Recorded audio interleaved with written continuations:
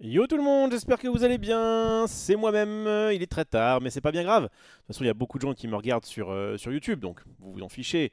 Ça pop à 10 h, tranquille, vous avez votre petit blabla-card pour la journée, vous êtes yimb. Et puis surtout, il y avait une breaking news aujourd'hui, puisqu'il y a deux breaking news. Il y a une breaking news et demie, quoi. La news du jour, quand même, on va pour l'instant parler des anciens jeux, des jeux bientôt has-been. Évidemment, on parle de Magic et de Final Fantasy, puisqu'on a les premières cartes qui ont été révélées. Je ne me suis pas spoilé, je vais les découvrir en même temps que vous. Enfin, en même temps que vous, peut-être pas, parce que vous êtes déjà spoilé. Mais en tout cas, je vais analyser ça. J'adore analyser des cartes. Et donc, du coup, on fera l'analyse donc, des premières cartes de Final Fantasy Cross Magic. Hein. Je rappelle que ça sort le 11 juin, on a un petit peu de temps, mais c'est bien de faire monter la hype parce que c'est, je pense, la grosse édition de l'année. Enfin, j'en suis sûr. Sur Magic, je pense même que c'est au-delà de Spider-Man. Enfin, le Final Fantasy, enfin, en tout cas, dans mon référentiel, c'est le cas. Et je pense que dans, on va dire, le référentiel commun et par rapport à ce que ça pourra engendrer comme chiffre, je pense que ce sera le plus gros. On verra. On verra. En tout cas, très très hâte donc d'être aux alentours de juin pour pouvoir checker ça. Et comme en plus on a fait une émission en Magic hier avec Max, alors, je ne sais plus trop quel jour on est, parce qu'en fait moi, j'ai, faut vous le dire, j'ai eu une nuit très particulière. Hier, j'étais claqué, mais on a fait une bonne série d'émissions avec Max. J'ai fait des allers-retours pour aller emmener ma fille chez ma mère. Bref, peu importe. C'était cool. Donc, on a fait du Wajikatem Drift. Voilà, c'est ça qu'on a fait hier pour ceux qui sont intéressés par Magic. Et même si jamais vous êtes jamais trop tenté, je pense qu'on j'arrive à une version. Mon idéal, c'est de trouver la meilleure version de Magic et donc de changer les règles pour le coup et de m'inspirer notamment de ce qui a été fait pour le Wajik. Bref, donc on a fait l'émission mission hier qui devrait pas tarder à pop sur YouTube, sur la chaîne Jour du Dimanche si jamais vous l'avez raté. Ou si vous voulez la revoir, c'était tellement bien. Non, c'est tellement, on a passé du bon moment. Non, c'était vraiment cool. Et donc par rapport à ça, donc voilà, donc là on a du Magic évidemment. Moi, c'est mon jeu de cœur. Et puis en plus, j'y joue dès que je bouffe, je me mets à un petit arena. Là en ce moment, je fais du paquet scellé donc de Zerdrift et franchement, ça me régale. Donc voilà, ça reste le précurseur des TCG. On n'oubliera jamais. Et donc Final Fantasy, moi, c'est une licence. Alors plus sur certains épisodes en particulier, le 7, mes 7 anciennes versions, qui m'a vraiment fait découvrir les jeux vidéo, quoi. Il y a eu un avant, un après. Et puis le 11, bien sûr, Final Fantasy 11. Ah, c'est qu'il y a quelques cartes. C'est pas celui qui est le plus attendu, mais en tout cas, moi, c'est le cas. Moi, c'est le cas. Ah, j'espère voir des petits équipements Kraken Club ou des choses comme ça. Ça me régalerait. Bref, donc on verra tout ça. Et ensuite, on parlera. Alors, si jamais j'ai le temps, parce qu'il est déjà assez tard, si jamais j'ai le temps, je parlerai de l'Orcana, puisqu'il y a plein de nouvelles cartes qui ont été révélées. Je suis en retard dans les reveals, donc il faut que je me rattrape un petit peu le truc. Mais voilà, le sujet chaud, c'était Final Fantasy, puis l'Orcana, puis Hera. Voilà, le sujet chaud. C'était aujourd'hui la deadline pour rendre les cartes avant l'impression pour les proto à Cannes. Bon, on a gratté 24 heures avec Gilou. Moi, je suis rentré donc de chez Max. On a parlé un peu. On s'est appelé. Et puis après, je crois que j'ai fait une sieste de 2 h à 4 h. Alors, je voulais faire une sieste de 2 h à 4 h. J'ai mis réveillé à 4 h. Je me suis réveillé à 6. Bon, j'étais vraiment éclaté. Et j'ai quand même pas mal bossé. Je crois que j'ai jamais. Vraiment, j'ai fait une session où j'allais vraiment contre le sommeil en disant mais il faut vraiment qu'il l'ait aujourd'hui, il faut qu'il l'imprime, etc. Et du coup, ça m'a boosté pour pouvoir refaire un tableau permettant d'avoir un équilibrage, je pense, des cartes qui sera vraiment. Moi, c'est ça, un truc qui me tient beaucoup à cœur. J'aime pas faire des cartes qui sont très bonnes et d'autres très mauvaises. Je veux que ce soit à peu près tous dans le même, dans le même, comment dire, dans le même power level. Donc j'ai moi en tout cas à cœur de faire ça.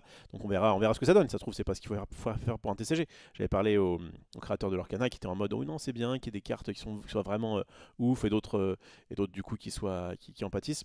Je sais pas. J'ai envie de tester là pour ce jeu d'avoir que des cartes bien. Même s'il y aura des communes, des unco, des rares et il peut y avoir une petite disparité forcément. Chaque carte sera pas égale à l'autre. Mais qu'en tout cas voilà, la carte la plus mauvaise soit la plus proche possible de la carte la meilleure. Voilà. En gros, je veux ça. C'est ça que je veux dans le jeu. Et donc, je me suis vraiment efforcé à équilibrer les choses, les statistiques. Mais du coup, si je mets cette stat à cette carte, pourquoi dans une autre couleur je ne mettrais pas cette stat à une autre? Bref, voilà, j'ai fait un truc propre. Et du coup, après, j'ai pu faire ça. Je me suis endormi sur les coups de 16 heures. Et quand je me suis réveillé, là, il y a quoi, il y a une bonne heure, j'ai appelé Gilou, j'ai fait alors les cartes. Ah bah attends, parce que moi aussi, il faut que je finisse des trucs, machin, tout ça, qu'on n'a pas eu le fichier. Attends, bon. Donc bon, ça sera imprimé demain. Donc là, ce qu'on va faire, je vais faire mon petit live. Et ensuite, je m'entretiendrai avec le Gilou pour finaliser certaines choses, de façon à ce que ça parte en impression demain et qu'on puisse avoir les cartes d'ici la fin de la semaine pour pouvoir les amener bien évidemment au Festival des Jeux à Cannes. Je rappelle qu'à partir de mercredi, alors pour le grand public ça ouvre à partir de vendredi, mais on a un stand à Cannes là-bas, ils ont même fait en sorte de faire que ce soit bien positionné. Bref, ils ont fait ça cet après-midi ou ce matin, je sais plus. Je ne sais plus quel jour on est, de toute façon, je vous le dis. Le temps n'a pas d'importance. Ce qui compte, c'est qu'on soit à l'heure. Voilà. C'est bien hein, comme phrase. Donc, ouais, donc, encore une fois, si jamais vous êtes dans le coin à Cannes, n'hésitez pas à passer. Je vous communiquerai évidemment le numéro du stand. Si vous n'êtes pas sur Cannes, c'est pas grave. Le jeudi à 10 h, ça je peux déjà vous le dire, sur la chaîne de Maxildan, il y aura une interview. Enfin, une interview. Oui, il y aura Gilou, il y aura sûrement des membres de la société d'édition qui nous gère et on parlera du jeu, on montrera les cartes, etc. Bon, si je vous les ai pas montrés avant, mais en tout cas, il y aura ce truc-là. Et puis donc sur place, vous pourrez tester ça en espérant que ça vous plaise. Un jeu qui se veut accessible, c'est vraiment le mot. Voilà, je ne cherche pas à ce qu'il y ait un skill cap d'enfer. Loin de là, cherche à ce que ce soit accessible, dynamique, c'est original et voilà, TCG sur le foot. Je sais qu'il y a des gens qui ne seront pas forcément chauds pour ça, il y en a d'autres qui le seront et le but c'est que ça plaise à tout le monde, même quelqu'un qui n'est pas forcément très chaud sur le foot. Moi-même, je ne suis pas un grand fan de foot, je prends du plaisir à jouer, donc bon, normalement ça devrait le faire. Voilà, je vais passer par le blabla temporel, évidemment, vous me connaissez, et puis ensuite on va analyser des cartes. C'est ce que j'aime faire. Alors, le Dim Dim lui dit est-ce qu'il y avait un live aujourd'hui? Eh bien oui. Bon, j'étais un peu dans le futur, hein. 40 minutes après. Je sais pas si. J'espère qu'il est resté. Sinon, c'est pas grave, il regardera la rediff. Coucou à toi. Salut à Zelta, salut à l'MBE.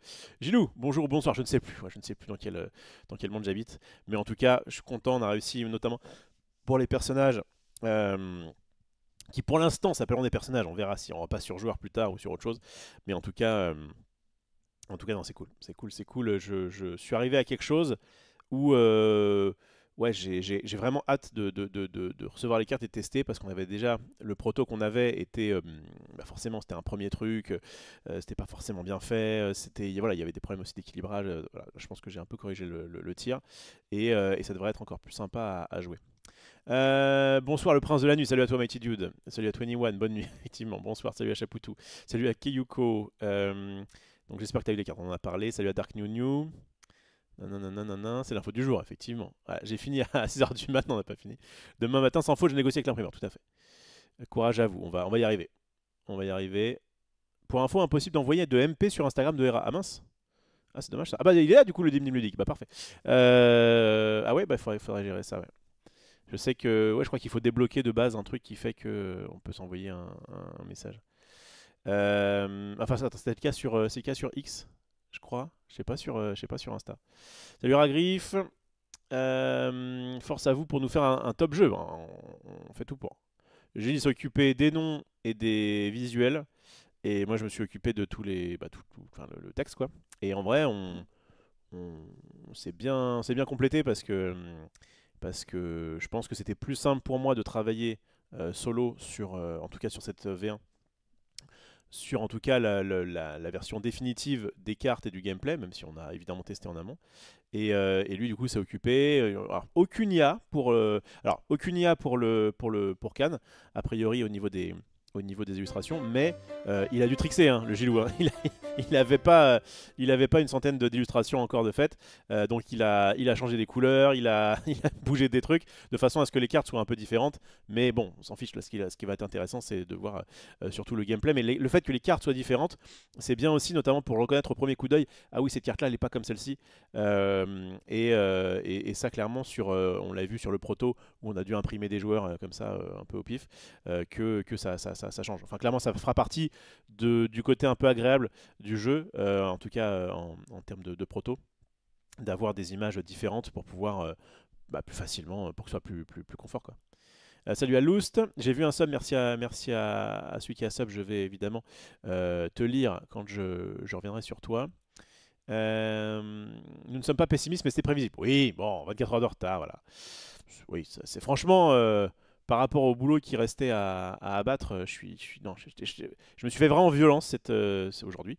Et j'étais content de voir que ça a pu avancer, sachant que je me fais violence pour faire les choses et parce que j'étais fatigué, mais j'aime bien faire ça. C'est juste que ça demande du travail de création. Je dis, moi, j'ai vraiment ce côté un peu maniaque. Au niveau équilibrage, je peux pas foutre des cartes comme ça. Je sais pas comment ils se débrouillent pour faire sur Lorcana notamment, je pense à ça, des cartes où tu te dis, bah tiens, on va analyser des cartes Lorcana ou même Magic. Cette capacité-là, elle est bien. Pourquoi elle serait pas sur une créature qui coûte un de moins, un de plus, une autre couleur avec une autre force, une autre endurance. J'ai vraiment. Dans la vie, je suis quelqu'un qui adore la justification. Positive, je parle pas juste je me justifie, je fais des conneries et après je me justifie. C'est plus tous les trucs que je fais ont un sens de je fais ça parce qu'il y a ça, j'essaie d'optimiser les choses. Et donc dire cette carte là, elle est 3-2 au lieu de 2-3, pourquoi dire tiens, cette capacité là, je la mets sur une carte mais pas sur une autre et pourquoi pas sur un spell. Ça c'est un truc où franchement, j'avais dit à Gilles, je me rappelle au départ, ça m'est difficile pour moi de piffer des tiens, on va faire une réponse, elle va coûter 4. Pourquoi pas 3 Pourquoi pas 3 et on fait son effet ne fasse que soigner 2 Pourquoi 1-4 et pas 2-3 Pourquoi 2 C'est... J'imagine qu'au bout d'un moment, il y a une sorte d'empirisme de dire ok, vas-y, on fait un truc comme ça, on teste et puis après on ajuste. Moi, c'est vrai que j'ai besoin d'avoir un truc carré qui me dit. Et donc là, il y a beaucoup de cartes qui se ressemblent un petit peu parce que, en fait, elles ont la même capacité. C'est juste qu'elle va être mise sur des postes différents, sur des niveaux différents, sur des couleurs différentes. Mais il faut que ce soit. Là, je peux vraiment dire, bah voilà, j'ai fait ça et pas autrement parce que. Voilà, j'ai à cœur de faire ça. Et du coup, ça m'a pas mal bloqué dans la conception des cartes. Et quand j'ai réussi à trouver la formule, mais il n'y a pas longtemps, hein, j'avais déjà pas mal avancé il y a 2-3 jours sur ça, en disant ok, là je crois que je peux avoir un truc où j'ai un tableau où là je peux mettre ces stats là en fonction de ci, de ça, de la couleur, de machin. Et je l'ai remodifié un petit peu hier. Et après j'ai dit ok, là c'est bon, j'y touche plus. Et là maintenant les cartes auront cette stat là et c'est normal et c'est logique. Bref. Ça existe encore Magic, quel truc de boomer, tu m'étonnes. 32 ans cette année. Hein. Parler encore de Magic en ERA existe. J'en profite que ERA n'existe pas encore vraiment. Parce qu'après, évidemment, ça va éclipser. Vous savez, Star Wars est toujours, je le dis, plutôt secondaire. Moi, j'aime bien. D'ailleurs, sur Star Wars, ça s'est débloqué. J'aurai a priori la possibilité de prendre une place pour le Planetary Qualifier de dimanche à Goupilla, c'est dans une boutique dans le sud de Paris. Il faut juste que je vois parce que techniquement j'ai quand même les jours du dimanche, le dimanche justement. Et il faut que je récupère les cartes, il faut que je vois quel deck faire. Il y a un monde où j'y vais et voilà, j'aime bien Star Wars, c'est juste que c'est pas prio.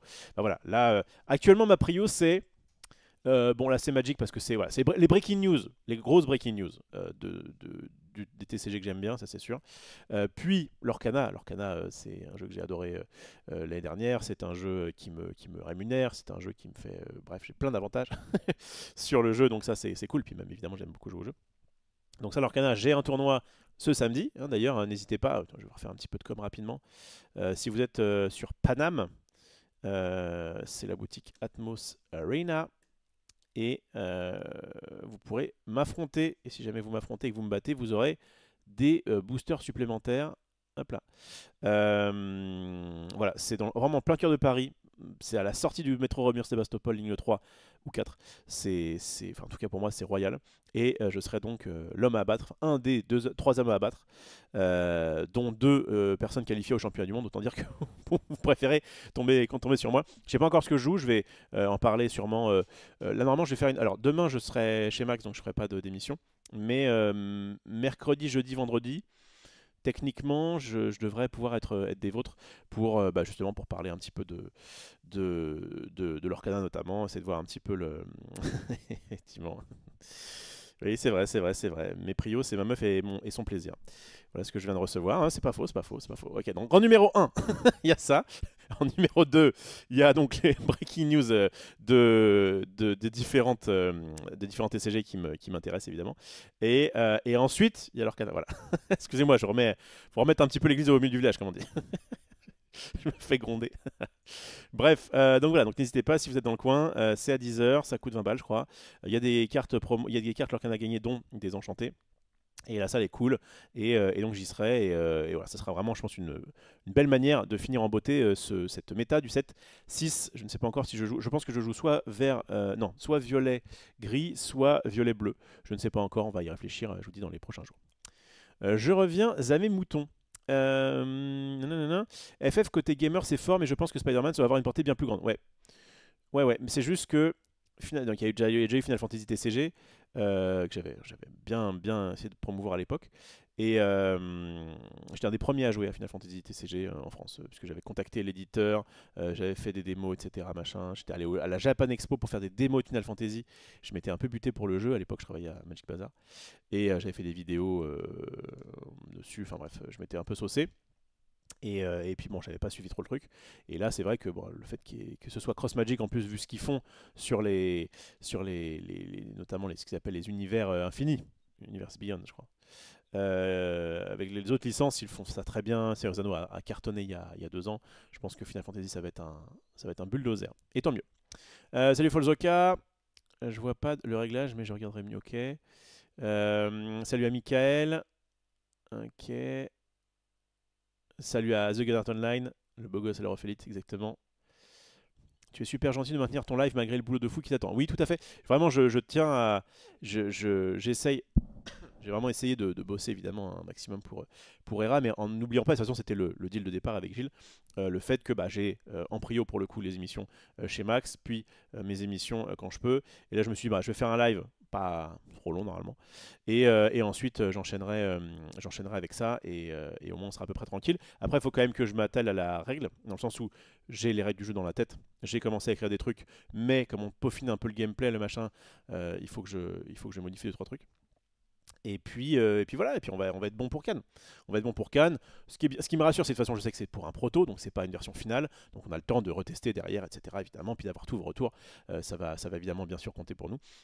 Mais voilà, je voulais qu'en fait à Cannes, il y ait quand même une version qui soit carrée, propre, et je pense qu'on y est arrivé. Qu'est-ce qu'on a d'autre? Titals, hello, j'ai loupé un épisode, je croyais qu'on avait validé collectivement que les cartes seraient des joueurs et les joueurs physiques des coachs. Oui, c'est vrai. C'est vrai qu'il y a eu un sondage à 100% pendant un moment, et puis finalement j'y suis revenu, notamment parce que, je vous dis, à force de jouer à Lorcana, à Altered, et c'est le cas aussi, je l'ai vu à One Piece, j'ai tendance à appeler ce que j'appelais avant les créatures, donc les bêtes qui sont en jeu, quoi, des personnages. Et en plus, le fait d'appeler les joueurs physiques des joueurs, c'était plus logique. Et aussi, le fait est que des coachs, il y en aura sûrement dans le jeu. Donc à partir du moment où tu mets des coachs dans le jeu, en carte physique, moi jamais aimé le principe de Magic qui disait vous êtes des Planeswalkers, vous jouez à Magic. Bah non, parce que du coup les Planeswalkers on en invoque et du coup on comprend pas. Donc on est des joueurs de cartes en fait, on aime bien bouffer du carton et éventuellement on invoque des choses quoi. Mais bon, pour l'instant je suis resté comme ça, on va voir. Je vais sûrement, on va faire un petit questionnaire pour Cannes à remettre à ceux qui jouent, et comme ça, voilà, ça va être sympa de récolter les avis comme ça. Je pense qu'il y aura cette question. Préféré personnage, machin, ou joueur. J'ai toujours un petit peu de mal parce que quand j'écris des cartes, je voyais qu'il y avait des moments où j'avais marqué joueur à l'époque, et en fait je les ai même pas corrigés sur le moment. J'ai passé mon temps à bosser sur ça et en me disant mais attends, mais on appelle plus ça des joueurs. Donc c'est vrai que les deux marchent pas trop mal. Il se trouve que je me suis vu, quand je faisais des démos, dire bah là avec ton perso tu fais ci, tu fais ça, et de me dire bon bah si on appelle ça comme ça, on part du principe que les footballeurs entre guillemets sont des personnages, et c'est plus simple. Merci à Zyle pour le Prime, ça fait plaisir évidemment, n'hésitez pas. Si vous avez un Prime qui traîne, je le prends. Si vous avez de l'argent qui traîne, je prends les subs à la fois sur Twitch et à la fois sur YouTube. D'ailleurs je vais regarder vite fait s'il n'y a pas eu des nouveaux subs au cas où. J'avais dit que le principe de sub sur YouTube, c'est que je faisais un petit big up en début d'émission, il me semble pas. Ah si, bah vous voyez, j'ai bien fait de vérifier. Benjamin Bourdon, merci à toi Benji, si je peux te permettre de t'appeler comme ça. Tu fais désormais partie de la Refélite sur YouTube. Ça régale. T'as pas laissé de commentaires visiblement. Eh ben, écoute, merci, grand merci à toi. Vous pouvez pour moins cher que le prix d'un booster, 3,99 €, me soutenir et aussi sur YouTube en appuyant sur l'onglet rejoindre sur la vidéo que vous êtes en train de voir actuellement. Voilà, si le cœur vous en dit, ça permet de renforcer un petit peu mon pouvoir d'achat, ce qui est pas de luxe. Salut à Inaya, j'espère que tu vas bien. Je suis d'accord avec toi, l'équilibrage des cartes est passionnant. Je m'étais même posé la question sur MTG, combien devrait coûter une carte sort avec aucun effet, certainement avec un coût négatif. Une carte qui dirait pour 0, vous pouvez la jouer mais vous faites rien. Genre, ce serait une carte bleue. Il y aurait marqué, ce serait bleu dans le. Il y aurait une pastille bleue quoi pour dire qu'elle est bien bleue. Il y aurait marqué 0 dans le coup, éphémère. Et il y aurait marqué. Il faudrait quand même pouvoir la jouer donc il faut une target. Il faut une target. Il faut dire. Ah, c'est difficile. Hein. Ah, trouver un effet qui n'a qui n'a aucun intérêt dans le jeu. Ok, ok, si c'est un truc. Ok, j'ai un truc. T'as même pas besoin de cible. Tu fais. C'est nul, hein. Tu fais gagner un point de vie puis perdre un point de vie. Ça marche. C'est légal. Et en plus, tu peux trigger des effets de PV. En vrai, c'est pas nul, hein. Franchement, tu fais une carte pour 0 qui fait ça. Dans les faits, ça change pas grand chose. Mais ça permet justement de jouer des cartes gratuitement et donc de trigger d'autres capacités qui dit quand tu joues un spell, nanana. En vrai, franchement, une carte pour 0 qui ferait ça, ce serait pas déconnant. Mais bon, on verra. Raklen n'est pas sur la wanted list. Ah, sur la Wanted List, bah, je pense que ouais, j'en avais parlé hier, ouais, je sais plus quand, avant-hier. Il y aurait été, j'imagine, puisqu'il faisait tous les tournois parisiens. En fait, je suis curieux de savoir si on va le voir à ce tournoi. Je pense pas. Mais je sais pas si est-ce que j'avais entendu donc le fait qu'il aurait été banni 6 mois, mais j'ai pas de nouvelles. Est-ce que si c'est le cas, il a le droit de participer au tournoi, on va dire non officiel, ou c'est que pour les gros tournois Lorcana? Est-ce que si c'est le cas, il va quand même se bouger, quitte à se faire, on va dire, à avoir des regards noirs de certaines personnes. Je sais pas. J'avoue que j'ai aucune nouvelle de Raclem. J'espère juste qu'il va bien. Je rappelle, je n'aime pas du tout ce qu'il a fait, mais j'ai aucun souci avec l'humain derrière et j'espère qu'il se porte bien. J'adore quand tu dis que tu fais des lives pas trop longs. Oui, oui, oui, mais là c'est bon, je vais aller droit au but. Après, Après, si nous sommes là, c'est bien pour une bonne raison, tout à fait, tout à fait. Mais tu vois, là, je finis là, j'arrive à la fin du chat. Ça, c'est bon.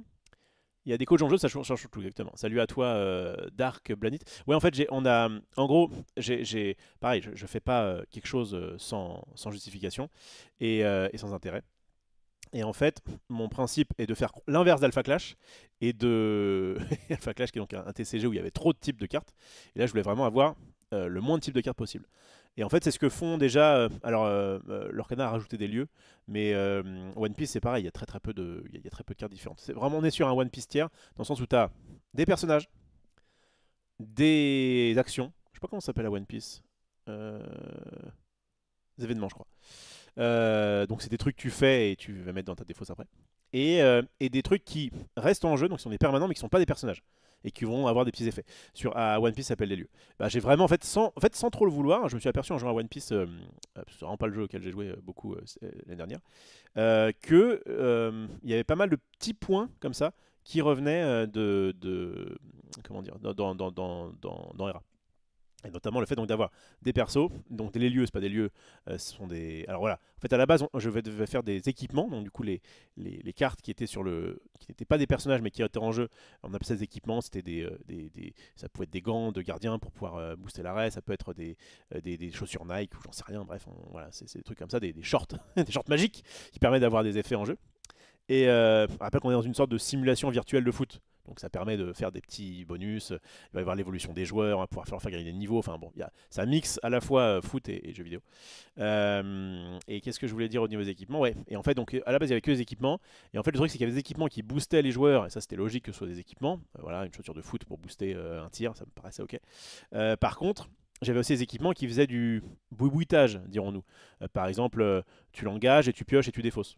Bon, ça c'est quoi? C'est un maillot, c'est un t-shirt. Des cartes qui permettent de déplacer des choses en jeu, des choses comme ça où je me disais, bon, est-ce que c'est vraiment pertinent? Et en plus, dans la logique de vouloir essayer de ressembler à quelque chose qui ressemble à du foot, justement, dire qu'on a soit des membres du staff donc des entraîneurs, je sais pas, des sélectionneurs, mais même des préparateurs physiques, j'en sais rien, enfin bref, membres du staff, quoi, qui pourraient ajouter un bonus, mais qui ne serait pas un bonus. Enfin, justement, ça t'ajoute pas de bonus, ça te fait un effet sur le jeu, qui t'avantage évidemment, mais qui n'est pas un boost pur sur le joueur, quoi. Et donc finalement, il a été décidé de faire que cette troisième catégorie, donc ce troisième type de cartes, qui donc sont des choses qui restent en jeu, mais qui ne sont pas des personnages, ça paraît des renforts, puisque bah, les renforts aident à... C'est un terme, je trouve, générique plutôt cool. Des renforts. D'ailleurs, je pense que c'est ce qu'ils auraient dû faire à... Je sais qu'à... Comment il s'appelle à Alter, ils ont appelé ça des permanents, je trouvais ça bizarre. Donc les renforts. Et les renforts se divisent en deux catégories pour l'instant, à savoir les équipements, donc voilà, les chaussures, etc. Et le staff. Le staff où du coup, au moins c'est large, on peut mettre des coachs, on peut mettre je vous dis, des préparateurs physiques ou que sais-je, enfin bref, des médecins qui vont soigner le joueur, j'en sais rien, enfin quelque chose comme ça. Donc voilà ce qui est parti pour être fait. J'en étais où moi? Attendez. Nananana, ok. Pour zéro mélanger votre bibliothèque. Ça peut être pas mal aussi, t'as raison. T'as raison. Pour zéro mélanger votre bibliothèque, ça peut marcher. En plus, c'est plutôt combo avec Brainstorm. Franchement, je pense que ce serait fort. Salut à Dark Planet, je sais pas si je t'ai dit bonjour. Pour zéro mélanger votre cimetière. Alors, ça, techniquement, le cimetière, c'est un particulier parce que c'est un des rares trucs qui est différent suivant le format de Magic dans lequel vous êtes. Dans les formats récents de Magic, donc à partir du moderne, Pioneer, Standard, etc., vous avez le droit de réorganiser votre cimetière comme vous le souhaitez.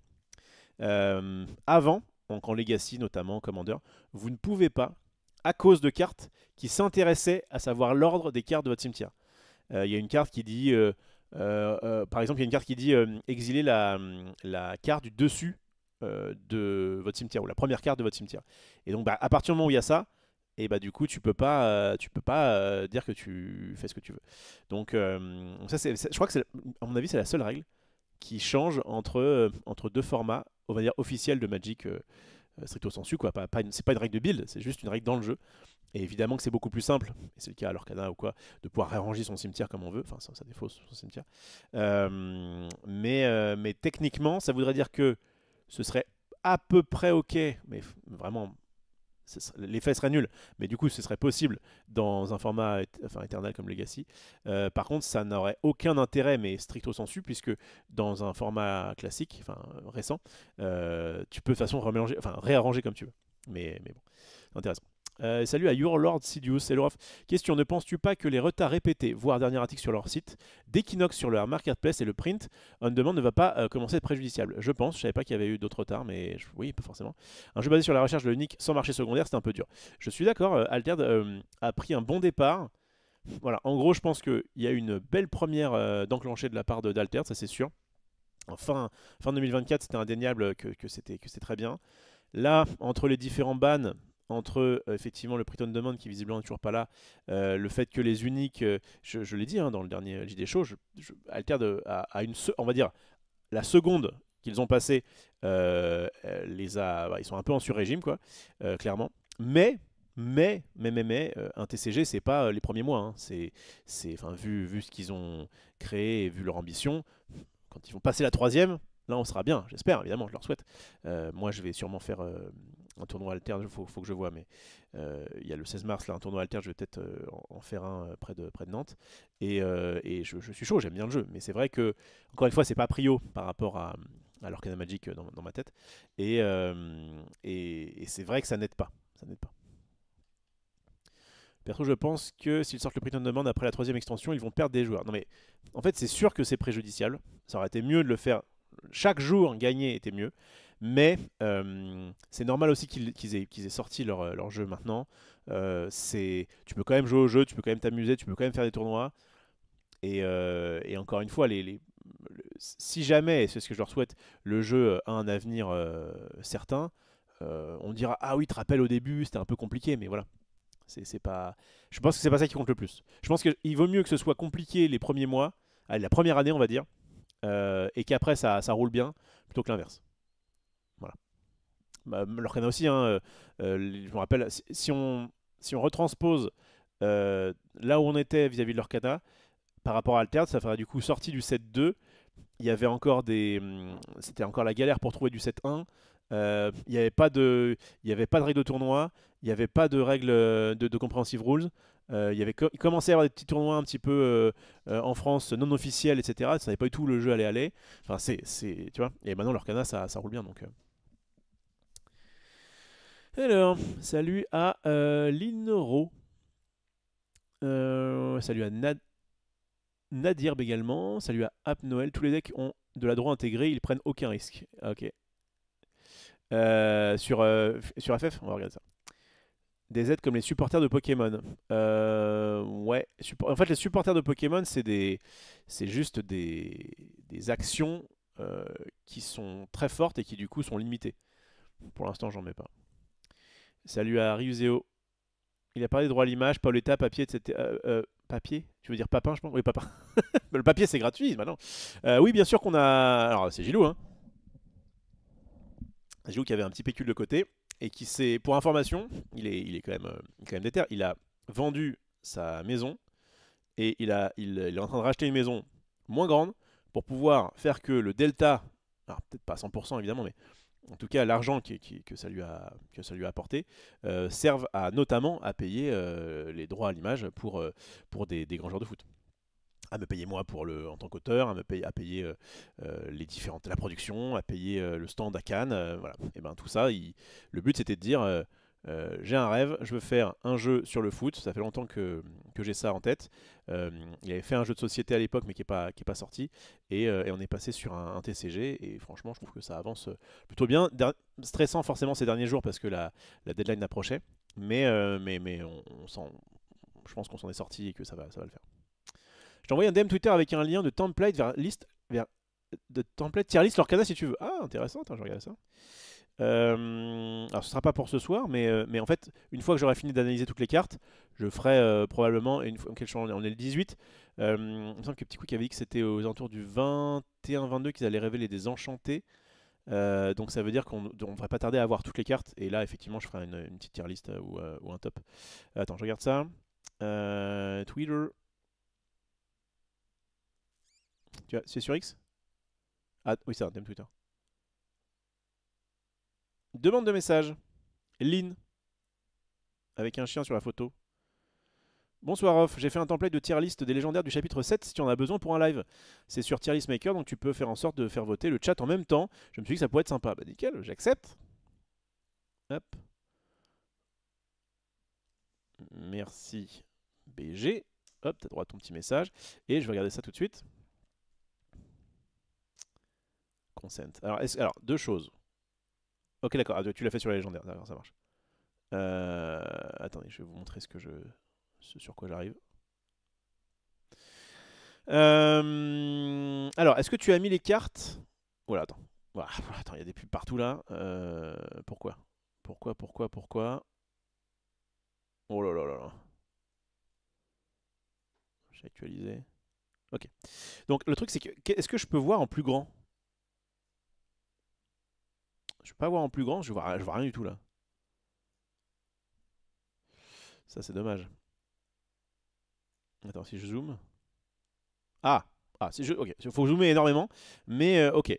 Alors, nickel. Alors, si tu peux, sans vouloir te commander, bien sûr, si tu peux faire en sorte de récupérer toutes les cartes en français, elles sont notamment mises au fur et à mesure sur le Discord officiel de l'Orcana, Disney l'Orcana TCG là.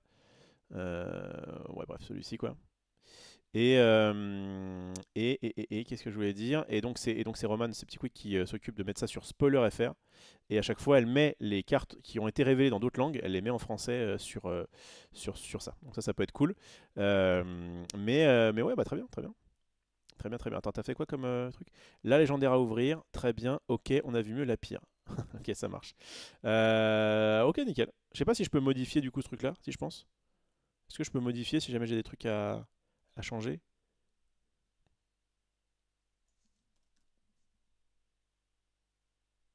Ok, nice. Bon bah c'est cool. C'est cool, c'est cool. Ça fonctionne. Et bah parfait. Bah merci. Bah juste voilà, mettre peut-être les cartes en français. Et puis peut-être si vraiment t'as la foi. Après ceci dit, ils vont apparaître. Ouais, quoique non, je pense que tu n'auras pas pas une meilleure résolution qu'ici, je pense, hein. Ouais, l'image est propre, hein, elle a ça de son petit fichier, j'imagine, officiel. Ouais, non, c'est propre. C'est propre. Peut-être faire ça aussi sur les super rares et les rares, je me dis. Voilà. Le mec qui me donne ça, je lui prends ça. La classique. Bref, en tout cas, merci pour ça. Hop, je reviens là-dessus. Merci donc à Linro. Ryuzeo, tu seras présent mercredi 26 à ouais, au Festival des Cannes, à Cannes. Je suis présent à partir de mardi soir jusqu'à lundi matin. Donc vraiment, on fait tout ça. Où est-ce que je serai, où, quand, comment, pourquoi.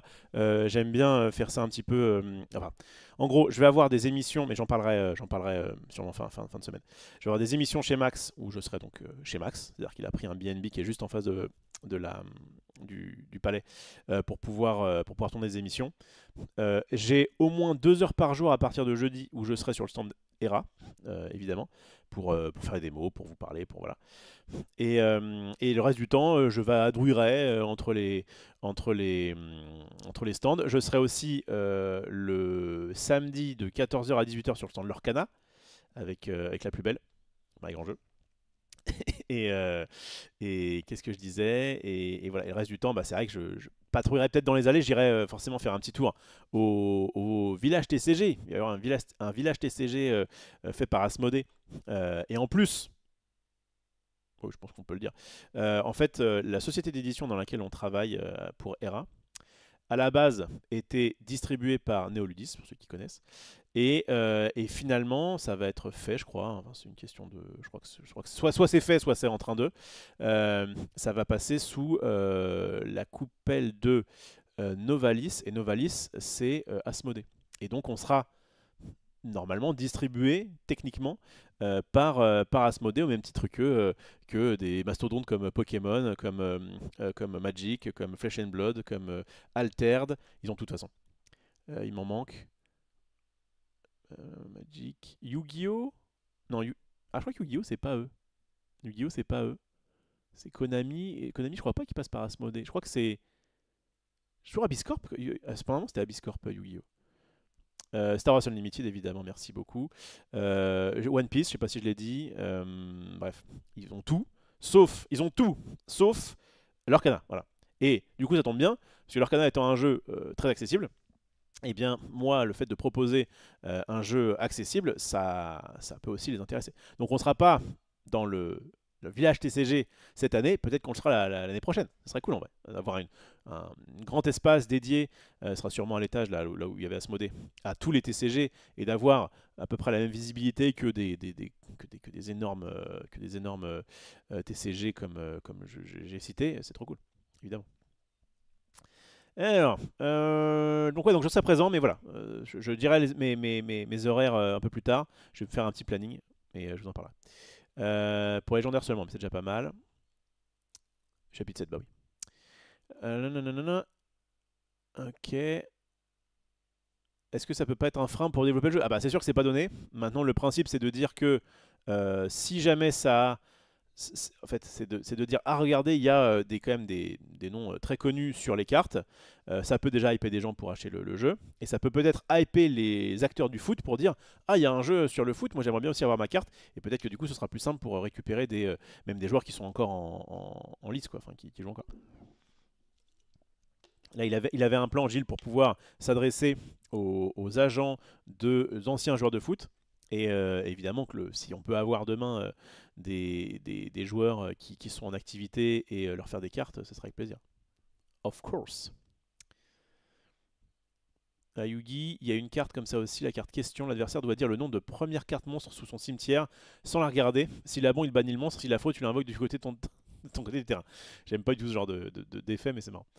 Certain que ça n'aide pas pour les modèles, mais c'est par passion que je me suis lancé dans cette aventure. Avant tout, l'avenir nous le dira, tout à fait. Ah, c'est un gros risque, hein, mais bah, nous on fait au mieux et puis on verra bien ce que ça donne. Salut à Flomano. Après les règles de tournoi, leurs canals sont pas très clairs apparemment. Oh. Belle petite pique.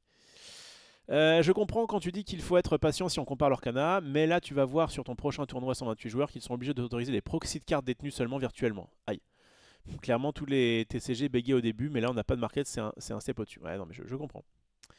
Vous voulez pas faire un Kickstarter pour Ara? Si, bien sûr, bien sûr. En fait, le but, c'est de, à Cannes, présenter le proto, de pub sur le fait qu'il va y avoir une page Kickstarter sur le jeu, et de lancer le Kickstarter dans le courant de l'année, dans l'idéal. Bien sûr, bien sûr, bien sûr. C'est dans le business model, c'est de passer bien sûr par Kickstarter.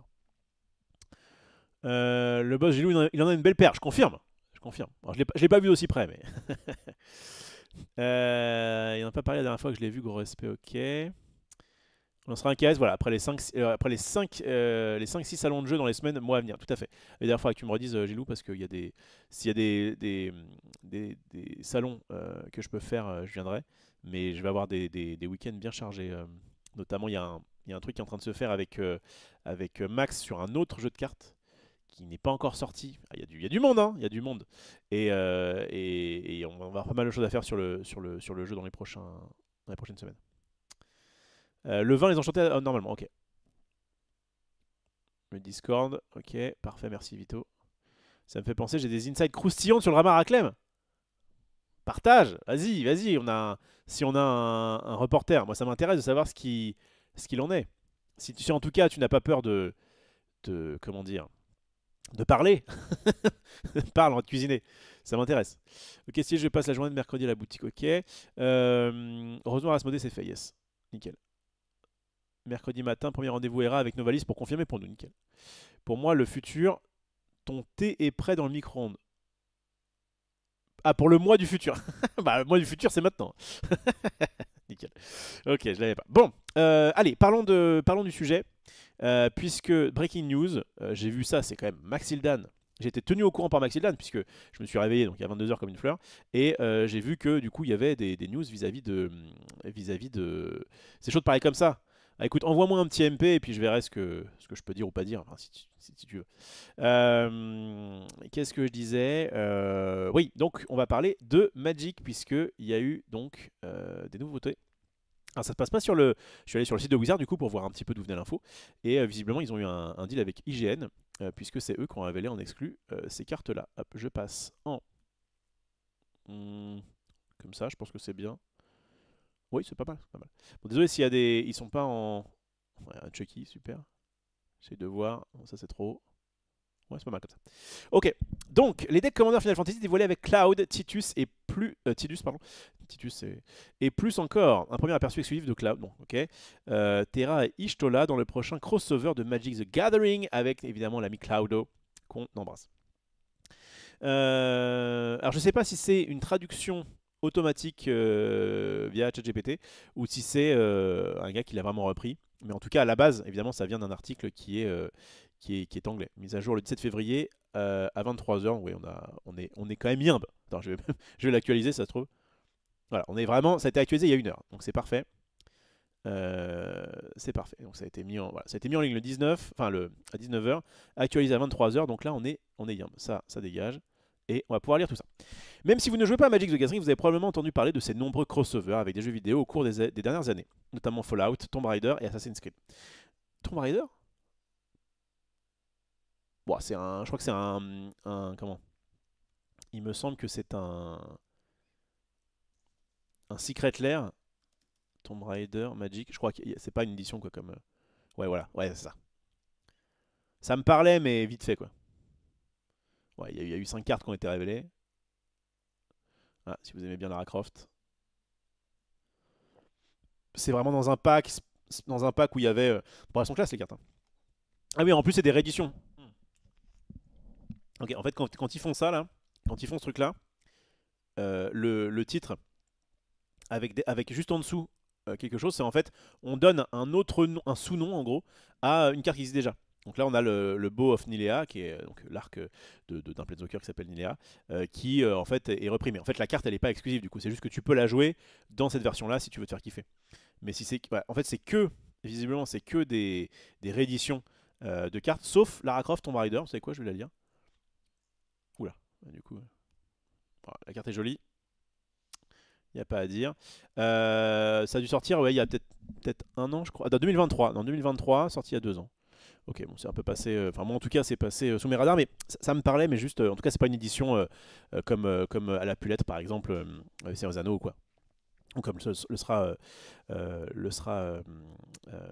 FF.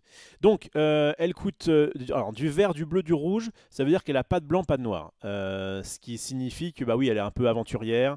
Elle aime le risque, le danger, un peu impétueuse et elle est ni très gentille ni très méchante. Oh, ils auraient peut-être pu lui mettre un petit mana blanc. Bon, après, moi je suis pas un grand fan de Tomb Raider, hein. Je l'ai connu avec ces gros pixels là sur PS1. J'arrivais pas à la faire bouger normalement, ça m'a gavé. J'avais la démo et ça m'a jamais trop plu. 3-4 pour 3, donc First Strike c'est l'initiative, Reach c'est la portée. Donc ça veut dire qu'elle peut attaquer avant les autres, enfin elle peut mettre ses dégâts avant les autres, et en plus elle peut. J'imagine que la portée à chaque fois c'est quand notamment tu as un arc ou quelque chose comme ça, tu peux bloquer les créatures avec le vol. Quand elle attaque, exile jusqu'à un artefact légendaire ou un terrain légendaire d'un cimetière, et tu mets un Discovery Counter en it, tu mets un compteur, ça s'appelle découverte j'imagine. Tu peux jouer une carte depuis l'exil avec donc un Discovery Counter ce tour-là. Donc quand elle attaque, tu exiles soit un artefact légendaire, soit un terrain légendaire dans un des cimetières. Ça peut être le tien ou ça peut être celui de ton adversaire. Et tu vas pouvoir le jouer ce tour-ci en gros. Okay. Et Red, à la fin du combat, pendant votre tour, si tu as attaqué, tu crées un Treasure Token. Le Treasure Token, qui en plus évidemment va bien avec le fait d'être chasseur de trésors, et qui te permettra notamment d'utiliser, donc d'avoir du mana de la couleur que tu veux pour pouvoir jouer potentiellement les cartes adverses. Ça sert à quoi de mettre un Discovery Counter par contre? You may play a card from exile with a Discovery Counter on it this turn. Ah, ok, je l'ai. C'est parce qu'en fait, tu mets le compteur sur la carte, et si tu la joues pas à ce tour-là, tu peux réattaquer au tour d'après, et du coup, donc tu vas réexiler quelque chose éventuellement, et tu vas pouvoir jouer le truc que tu avais avant. Parce que sinon, je me disais, bah ça sert à rien, tu peux jouer la carte et basta. Non, là, tu la mets de côté, en gros, tu t'amasses un peu une sorte de trésor et tu pourras la jouer peut-être un peu plus tard. Franchement, la carte est cool, hein. La carte est forte et bon, les couleurs sont pas évidentes, mais ils l'ont respecté, je trouve. Vraiment, la carte est puissante. Ok. Ah, attendez. Attendez.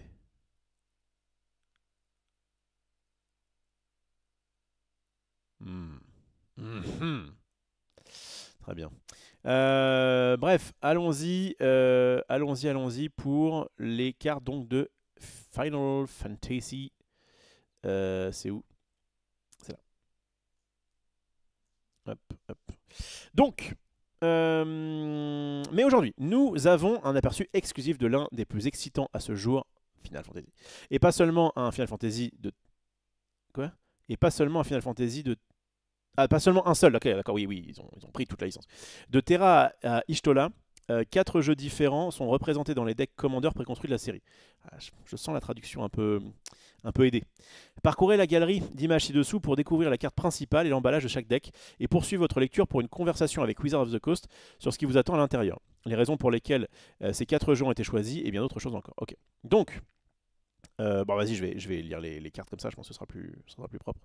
Bon bah déjà c'est la classe, alors ils ont pris des artworks là en monde un petit peu manga.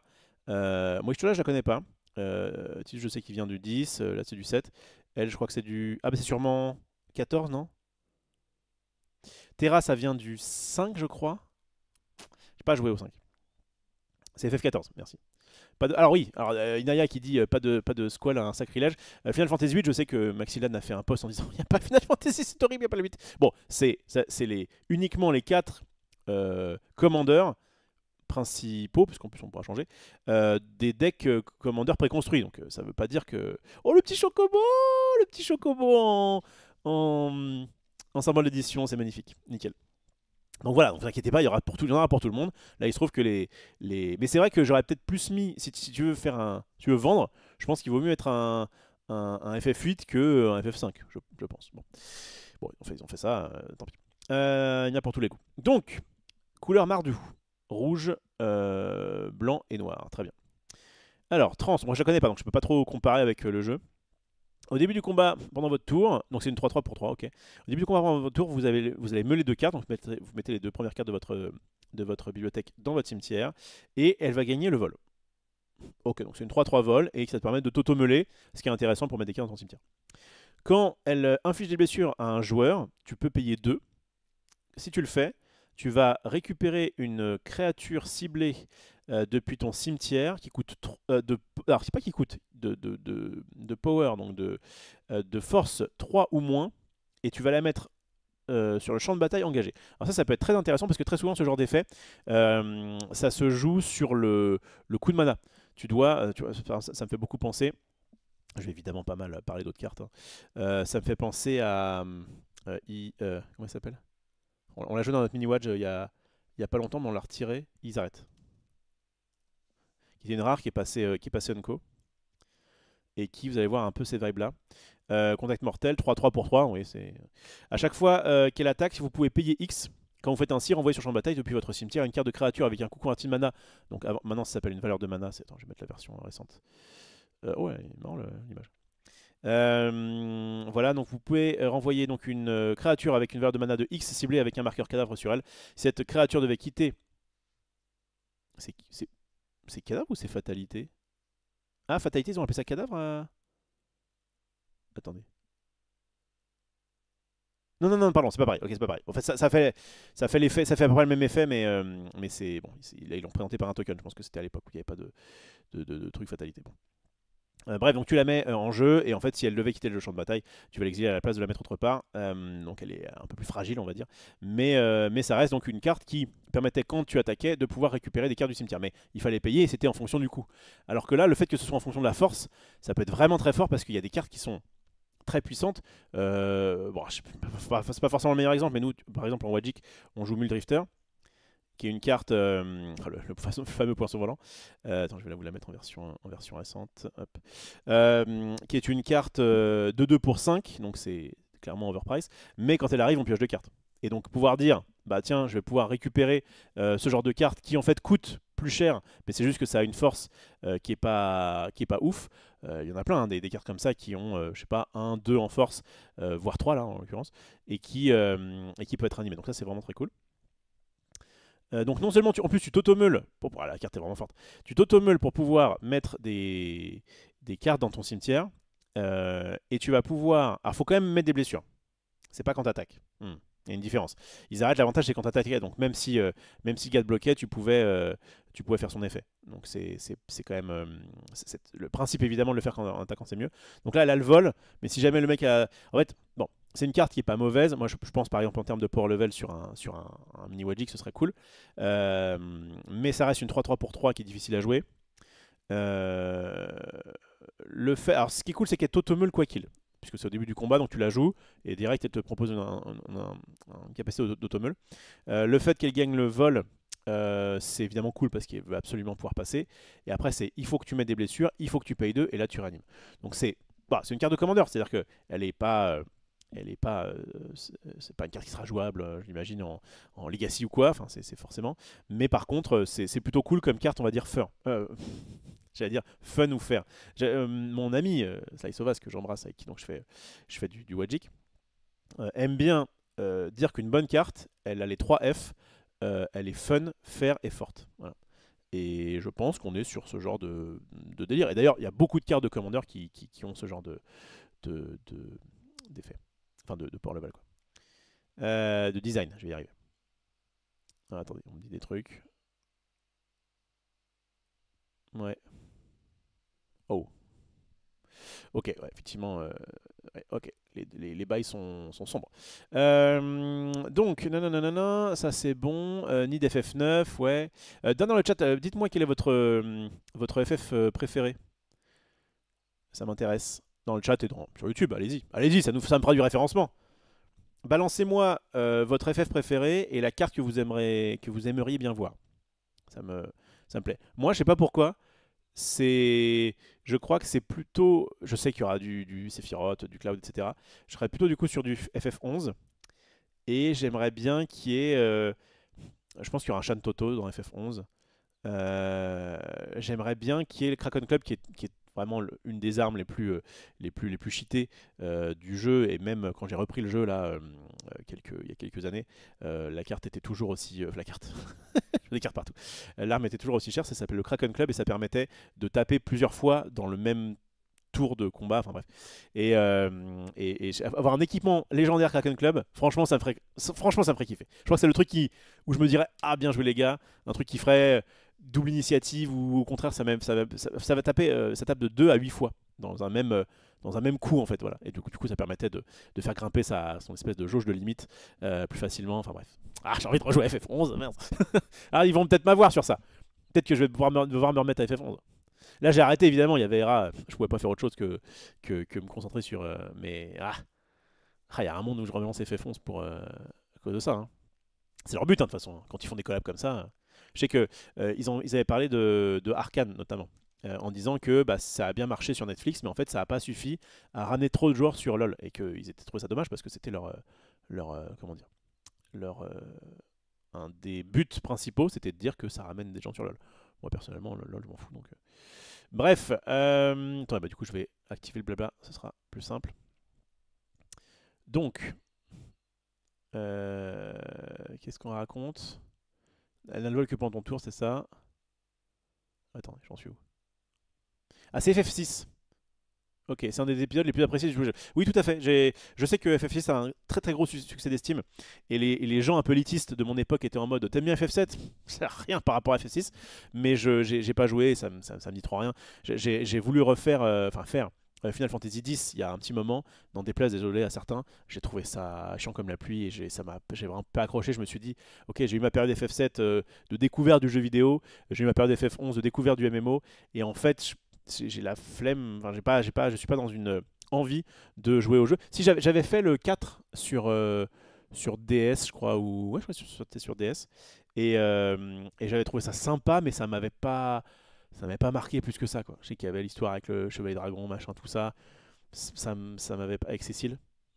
Qui est un nom de fille, mais qui est en l'occurrence un garçon, qui est un perso assez classe, mais ça m'avait vraiment pas du tout transcendé comme ça a pu me le faire sur FF7 ou sur FF11. Et je pense que j'ai eu ces deux-là, et le reste, ça me dit rien. Je pense qu'il faut pas... Je préfère me dire que c'est sûrement des bons jeux et ne pas y jouer, que de jouer notamment à FF10. Vraiment, ça m'a fait l'effet de... J'ai acheté une Vita exprès, une PlayStation Vita exprès, et je me faisais chier. Je trouvais que l'histoire était trop manichéenne. Je trouvais que je sais pas, ça m'a vraiment, j'ai eu un désagréable sentiment et je veux pas avoir ça. Et c'est pareil pour FF7. J'ai fait le jeu original peut-être au moins, je dirais au moins 4 ou 5 fois, et j'ai beaucoup celui-ci. Et le remake, j'ai non seulement pas trop le temps, ni même pas trop l'envie d'y jouer, parce que en plus, je sais que ce sont des bons jeux, mais qui ont quand même des défauts. Notamment, ils ont étiré l'histoire, le machin. Et je crois que flemme. J'avais fait sur PSP, j'avais fait Crisis Core, je trouvais cool pour le coup. Mais bon. J'avais joué à Dissidia aussi, ceux qu'on connu. C'était un jeu de combat sur PSP, sur Final Fantasy. Et je me rappelle que je jouais Cloud et que j'avais pas mal poncé le jeu. Ouais. Mais bon. C'est cool, ils mettent de quel jeu le personnage provient. Ah oui! Ah oui! Ça c'est cool. Ah, ça c'est très bien ça. Ah, j'aime bien ça. Le petit FF6 là, effectivement, du coup comme ça m'évitera ça m'évitera de me gourer. Ah, ça c'est cool. Franchement, j'aime bien. Et de manière générale, nous par exemple sur ERA, je sais que je tenais à ce que il n'y aura pas forcément de texte d'ambiance. Je trouve que c'est pas forcément utile. Par contre, le fait d'avoir des informations sur le joueur en question, notamment d'où il provient, de quel pays, etc., je trouve que c'est bien, ça mange pas de pain et ça te permet d'avoir une petite connaissance de plus. J'aime bien, encore une fois, j'aime bien quand il y a un intérêt. Et le fait de juste mettre un texte d'ambiance pour mettre un texte d'ambiance, je trouve pas ça dingue. Par contre, le fait de dire, voilà, ça vient de tel jeu ou ça vient de tel truc, ça j'aime bien. Et d'ailleurs, je pense que s'il devrait faire ça sur Lorcana, je sais pas s'il y a une CM qui m'écoute à l'heure qu'il est, et si de toute façon elle a le pouvoir de faire quoi que ce soit, mais le fait de mettre sous la carte, mais ça peut être ici clairement, le Disney d'où provient la carte, ce serait vraiment très bien. Sur certains... Alors des fois c'est un petit jeu, t'es en mode ah je crois que celle-ci elle vient de machin, mais genre Poua, je me rappelle, j'étais en mode mais c'est quoi ce cochon là? Et je pensais que ça venait de Taram, le chaudron magique. Et en fait non, ça venait de Vaiana. Et ouais, je pense que ça mange pas de pain et ça permet de faire acquérir un peu des connaissances, de cultiver un petit peu, même si bon, c'est pas la culture, voilà, enfin, c'est la culture vidéoludique, c'est de la culture geek quoi, ça fonctionne. Bref, en tout cas, c'est bien. Donc carte intéressante. Alors attendez, je vais revenir un peu sur le blabla et après je retourne sur les cartes. Bon, je vous le dis, hein, on fera que ça. Hein. Je vous le dis. À chaque fois, je dis. À chaque fois, je commence l'émission en disant, ce sera court. Et on va faire deux choses, on n'en fait qu'un. Franchement, ça marche. Après, c'est pas mal. Du coup, ça veut dire que si jamais je fais les reveals mercredi, normalement, on devrait à peu près tout avoir. Et du coup, je ferai un spécial reveal et basta. Mais là, bon, là, c'était quand même. C'était breaking news. C'est l'actu brûlante des réseaux sociaux, comme on disait à l'époque, sur Full Recap. Étonnant qu'elle ne joue pas en vert pour récupérer. Bah, je pense que c'est plutôt son esprit. Si elle n'est pas trop tournée vers la nature, les choses comme ça. Là, en gros, une carte qui serait rouge, noire et blanche, c'est une carte qui a la fougue du côté rouge, donc un peu ouais, impétueuse, euh, agressive, volontaire, dynamique, etc. Et ensuite, le fait d'avoir et le blanc et le noir fait qu'elle est, j'imagine, partagée entre le bien et le mal, entre aussi le côté la loi ou le chaos. Souvent, quand tu es dans un jeu vidéo où tu as un régime patriarcat, patriarcat, un régime d'autorité machin, c'est des gens qui sont contre la loi et qui donc techniquement peuvent être plutôt en mode noir. Noir c'est aussi l'ambition. C'est vraiment c'est comment ça s'appelle. C'est pas forcément négatif, mais c'est un petit peu comme Serpentard quoi. C'est pas négatif, enfin. Il y a des bails un peu sombres, mais voilà, c'est pas que négatif. Tac. Euh, Elle a même les 5 F avec FF. J'ai pas compris. J'ai pas compris. Da, da, da, da. Jamais joué à FF pour Evito. Alors FF8 pour Ryuzeo, ok. Advent Alex FF9 et Bibi, ça marche. Sephiroth Easy, ok. FF9 Mister Bibi, bah, il y a deux Bibi pour l'instant, avec Tatsuhiro. Galgahort qui dit je suis fan du 8, celui avec lequel j'ai découvert la série. Ça, il y a un truc qui marche très bien à FF, c'est vous êtes très souvent fan de celui qui vous a fait découvrir la série. Moi c'est le 7 en l'occurrence, parce que je suis vieux. 97 je crois le 7. 1997. Par défaut, Cybergore, par défaut c'est le 7, mais je suis pas un gros fan des FF, même si j'en ai fait pas mal. Ok. FF10 pour Disha, bah désolé, du coup j'ai un peu bitché sur le jeu, mais bon, c'est mon expérience en même temps, c'est pas. On peut pas me dire non. J'ai eu une mauvaise expérience du jeu, je dis pas que le jeu est mauvais, mais FF8 cartes Chocobo de chaque couleur, j'ai force, ok. D'ailleurs, le jeu de cartes du 8 est vraiment chouette, oui. Tri. Parce que on a testé un proto il y a pas longtemps avec Max, on a fait un consulting pour ça, d'un gars qui se servait justement du système de jeu. Il y a Tri dans le nom. Triad, merci beaucoup. Je vois, merci. Oh, merci. Oh, c'est le chat du passé, c'est le chat du passé qui aide le présent. Non, le chat du présent qui aide le passé, c'est magnifique. Shinkai, salut Raph, comment ça va? Ça va très bien. Je suis sur un rythme de sommeil particulier, mais je peux souffler un petit peu là du fait que comment dire, le proto-ERA va pouvoir être normalement imprimé à temps. J'ai aussi beaucoup joué à FF7, j'avais réussi à monter RS level de 99, pas mal, pas mal. Parce qu'avant avant le CD avant le CD2, oh, t'as dû te galérer. Hein. Crisis Core, c'est un des rares jeux qui m'avait fait chialer toutes les larmes de mon corps à l'époque. Je me rappelle pas que j'avais chialé, mais je me rappelle que j'avais vraiment passé un très bon moment. Ah bah tiens, petit quick, c'est juste que tu manques de culture. Ah, petit quick, je suis sûr que t'as pas 100% des cartes Lorcana. Je suis sûr que la vache de mort, la Clarabelle, je suis sûr qu'il y a des trucs qui te manquent. Tu fais la maline. Là. Ah, c'est l'invocation de petit quick, bah voilà. Je pensais qu'il serait couché à ce temps-là. Where the Lorcana Reveals. Evito, quelle est bonne ref. Ah bah là, j'avoue, les Lorcana Reveals, bon. Donc là, je me taper une heure de blabla sur un random jeu et tu parles pas de Lorcana. je vais me faire tuer. Je suis abattu. Bah désolé, priorité. Tu sais que Lorcana c'est prioritaire. D'abord, il y a ma meuf. Ensuite, il y a les news chaudes. Et ensuite, il y a Lorcana. D'abord, il y a ma meuf chaude. Ensuite, il y a les news chaudes. Et après, il y a Lorcana. Voilà, c'est ça.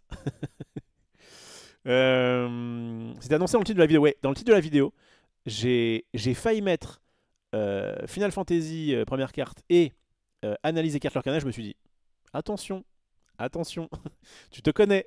Tu sais très bien que c'est pas la fête. C'est vous qui me parlez aussi. Il est le contenu de leur canal pour nous maintenir enchaînés à son stream et gagner des milliards de la Twitch Money, évidemment, le fameux paywall, vous l'avez. Ça aurait pu permettre... Il y a aussi un truc qu'il faut savoir, c'est que quand je fais des lives qui sont un peu plus resserrés parce que je parle de moins de choses et où je parle que d'un sujet, on va dire, principal, c'est mieux pour YouTube notamment. Je peux du coup mettre sur YouTube que c'est ce truc-là dont on parle, même si évidemment il y a du blabla avant. Et si je fais un double live, je vais parler de ça. En fait, voilà. Soit en fait, c'est pas compliqué. Soit j'en aurais parlé en 10 minutes, et là, évidemment, on peut passer à autre chose. Soit là, depuis tout à l'heure, je brode un peu, vous me connaissez. Mais bref, je suis sur Magic, et j'ai envie d'analyser chaque carte, etc. Et non, ça va être un gros tournant. Hein. Enfin, tournant, je sais pas, mais ça va être un gros truc en juin. Et ça, il y a quand même 2 de mes passions réunies, forcément. Alors tu me dis, alors Kana aussi c'est 2 de mes passions réunies. Enfin, il délaie le contenu, ça c'est bon. Ça aurait pu permettre aussi d'avoir des effets du genre qui boostent des personnages du même Disney que notre carte, c'est vrai. Tout à fait. Tout à fait, tout à fait. Et d'ailleurs, nous, c'est ce qu'on va faire. On a mis des... Bah, par exemple, je sais pas, si on a un joueur, français, on lui mettra le petit drapeau français. Et actuellement, dans le jeu, ça n'aura pas d'intérêt, à part le fait de vous dire qu'il est une nationalité française. Mais peut-être qu'un jour, sur ERA 7.6, on dira ah, nouvelle règle, finalement. Enfin, pas nouvelle règle, mais en tout cas, il y a des cartes qui disent si vous avez un joueur français, alors, ce sera la carte. La carte RN. Si vous avez qu'une équipe de français, vous avez des boosts. Bon. Nous maintenir, exactement, oui. Et c'était mal écrit, mais tu vois, je l'ai corrigé. Je lis pas le titre, je clique pour l'homme. Oh, c'est beau. Y a-t-il quelque chose à penser d'un MTGFF par rapport au TCGFF? Ah oui, oui. C'est que le TCGFF était cool. Moi, j'étais vraiment assez partisan du gameplay. Mais le fait que là, enfin, je préfère Magic qu'avant FF, ouais, je peux le dire. Ça n'a pas toujours été le cas dans ma vie. Il y a eu vraiment j'ai eu une période FF11 qui était le trou sans fond du MMORPG. Mais clairement, Magic m'a toujours accompagné. Alors que le jeu vidéo, il y a vraiment des périodes où j'en fais pas du tout. Là, actuellement, j'en fais pas du tout. Est-ce qu'on considère Magic Arena comme un jeu vidéo? Oui. Bref, donc oui, en fait, bien sûr que j'ai hâte de voir chaque carte. Et en plus, comme je connais très bien Magic, je peux, si je connais à la fois le perso et à la fois la carte, en tant que, je peux le dire maintenant, en tant que game designer, ça m'intéresse de savoir ce qu'ils ont fait pour tel ou tel truc. Franchement, de faire en sorte que la carte ressemble à ce que fait le perso dans le jeu, c'est ou son état d'âme, quoi, ce qu'il représente, je trouve ça trop bien. Ça fait partie des choses que j'aime beaucoup. Triple Triad, vous l'aviez. Fais-nous une analyse de cartes. On va y aller, on va y aller. Ok. De quoi? Il y a des bails sur le... que je comprends pas tout, mais il fait ce qu'il veut, mais juste il m'a pas dit. Ok. La carte équipe nationale, condition d'activation, avoir que des joueurs de la même nationalité, par exemple. Si votre joueur est parisien, détruisez le joueur marseillais ciblé. Je sais pas s'il faudra mettre ça dans son jeu, Gilou. Je rappelle que Gilou est marseillais jusqu'au cœur. Est-ce que le TCG de FF est toujours actif? Il me semble que oui. Je sais que j'avais des gens dans les TCG, quand on avait fait les TCG, la tier list des TCG chez Max. Je crois qu'il y avait des gens qui avaient dit ah FF vous en parlez pas. Il n'y a pas beaucoup de boutiques en France qui en font, mais je crois qu'au Japon ça marche pas trop mal. Bref, hop là. Donc Terra, on est plutôt content. On est sur une carte qui, franchement, si j'avais si je m'autorisais les mythiques dans mon mini Wadge, je la testerais bien volontiers. En plus j'aime beaucoup l'automeule, donc c'est cool. Cloud, le boss. Ex-Soldier. Alors, donc déjà, ils l'ont mis rouge, c'est normal. Blanc, c'est normal. Et vert, je pense que c'est... Moi, ça m'a fait bizarre. J'ai juste vu vite fait les couleurs. J'ai pas eu les cartes. Je voulais garder ça pour mon analyse à chaud pour vous. Mais j'ai vu effectivement ces couleurs. Et je me suis dit, ah tiens, le vert, c'est bizarre. Et en même temps, il est à la base recruté dans une sorte des éco-terroristes. C'est précisément des éco-terroristes. Donc dans une sorte de... Ah, j'ai pas le nom. de groupuscule quoi, d'éco-terroristes. C'est vraiment ça. C'est-à-dire que minute 1, ils posent une bombe. C'est vraiment, je sais pas si en 2025 ils auraient fait le même scénario. Mais ils posent une bombe sur un réacteur qui pollue. Voilà, donc c'est vraiment, on peut pas faire plus éco-terroriste que les membres d'Avalanche. Pour ceux qui ont la ref, évidemment. Donc ouais, le fait qu'il soit un peu vert. En fait, au début, il en a rien à foutre de la cause. J'aime beaucoup ça. Au début, il est en mode. Mais en fait, donnez-moi mon argent. Je suis un mercenaire, j'en ai rien à foutre. Vite fait, la meuf, je la connais, c'est une amie d'enfance et il y a peut-être moyen de moyenner, mais non, bref. Donc c'est normal qu'il soit pas noir parce que oui, il est quand même plutôt loyal bon. Et c'est normal qu'il soit pas bleu parce que en fait, oui, clairement son style de combat c'est plus j'ai une épée plus grande que moi et je casse des bouches. Donc ça fonctionne. Le tacle à la carotide, sortez le joueur ciblé sur une civière, vous prenez un carton rouge. Ah, tu peux pas faire sortir des joueurs, mais j'y avais pensé. Avalanche, effectivement. La politique dans les JV. Ah bah en vrai, enfin, un des pitchs de Final Fantasy VII, c'est euh, qu'est-ce qu'on doit faire quand des grandes corporations euh, prospèrent, mais donc facilitent la vie des gens, mais au profit de la planète. Enfin, je crois que le FF7, c'est le jeu le plus écolo. Hein. C'est la planète se meurt, la planète se venge. Elle invoque notamment des gros mechas qui viennent casser la bouche à des gens. Qu'est-ce qu'on fait face à ça? Non, franchement, le jeu ça me fait des frissons. J'adore. J'ai beaucoup aimé le jeu à l'époque. Et c'est vrai que je suis pas clairement un gros écolo ou quoi, mais je trouvais que comment c'était traité dans le jeu, c'était vraiment cool. Notamment le fait qu'au départ, t'es un connard, quoi. Vraiment, donnez-moi mes 1500 gilles, je crois que c'est ça. J'ai fait ma mission. Je me rappelle de Barrett qui lance le truc et tu ramasses des thunes. Et après, il dit vas-y, c'est toi, c'est ça, casse-toi. Maintenant que t'as fait ton coup. Bref. Le verre me fait chier, je viens de me faire un commandeur équipement avec Captain America, sauf qu'il est blanc, bleu, rouge. Ah bah oui, forcément qu'il est bleu, blanc, rouge, Captain America.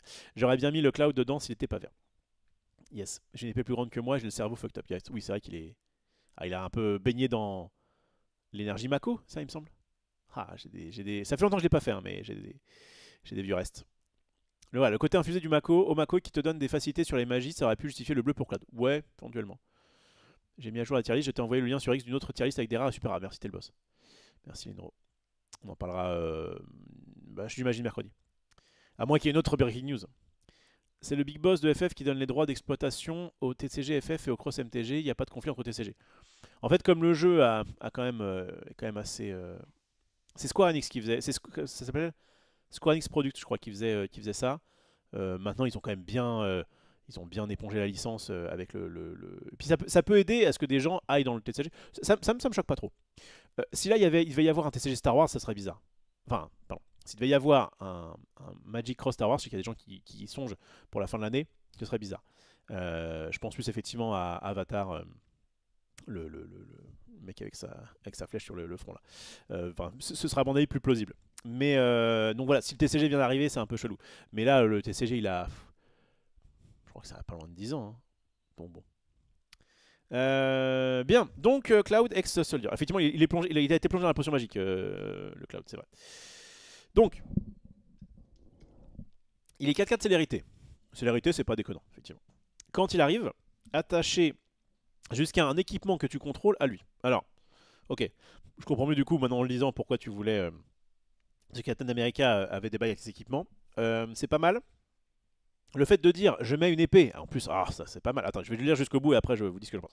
Donc quand il attaque, on va piocher une carte pour chaque équipement. Ouais, attends, for each equipping attacking creature control. Ah, donc tu pioches une carte pour chaque. C'est même pas pour chaque équipement qui est sur lui, c'est pour chaque équipement qui est sur des créatures attaquantes que tu contrôles. Puis s'il a une puissance de 7, enfin non, donc une force de 7 ou plus, tu vas créer 2 treasure tokens, ça fait plaisir. Alors pourquoi ils ont fait ça? Alors le 7 c'est marrant. Pourquoi tu crées des treasure tokens? Treasure tokens, c'est des cartes qui te font. Tu les sacrifies et tu ajoutes un mana de la couleur que tu veux. Ce qui est bien, hein, c'est pratique. Juste, j'essaie de voir un peu au niveau du game design. Le fait d'avoir des équipements, c'est plutôt cool. Et effectivement, t'as plein d'armes différentes. Franchement, ça le fait. Si la power 7 or greater, crée 2 treasure tokens.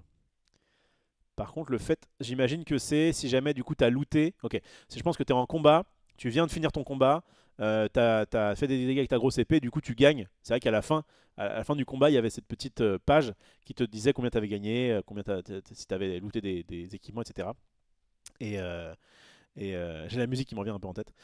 Bref, donc non, non, ça fait sens. Et d'ailleurs, je pense que ce sera pas du tout le seul cloud, hein. Pour moi, c'est sûr qu'il y aura au moins un cloud.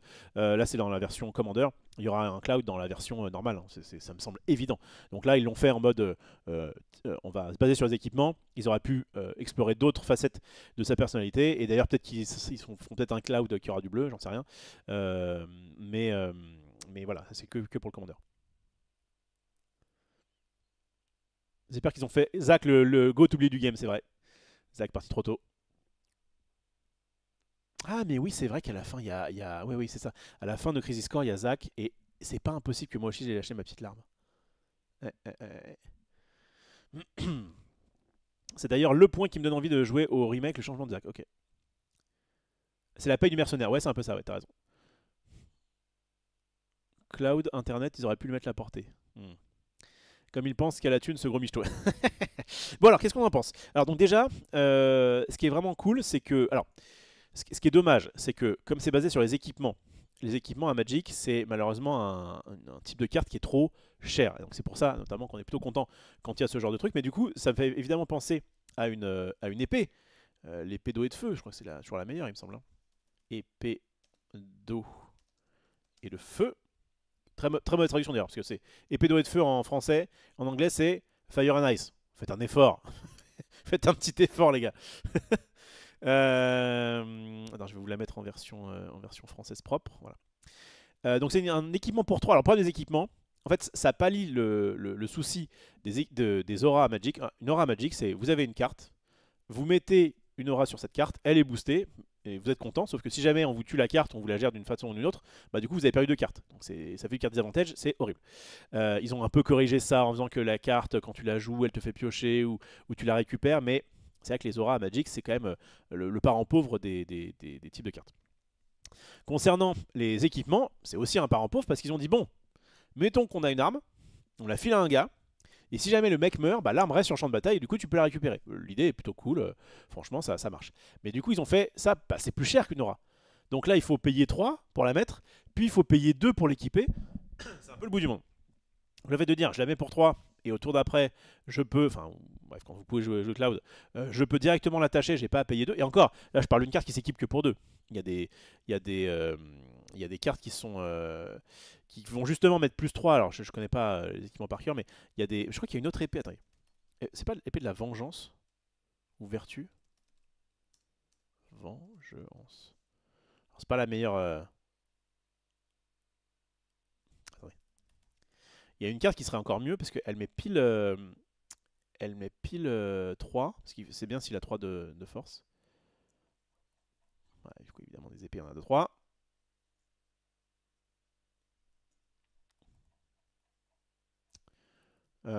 Donc, ils ont fait des épées comme ça pour chaque association de couleurs. Mais voilà, c'est épée de la vengeance. Ah non, c'est plus de plus 0. Ah, c'est bien épée de la vengeance. Plus de plus 0, initiative, vigilance, piétinement et célérité. Bon, bon non, c'est pas si bon. C'est pas si bon. Ouais, c'est dommage parce que la plupart donnent plus de plus 2.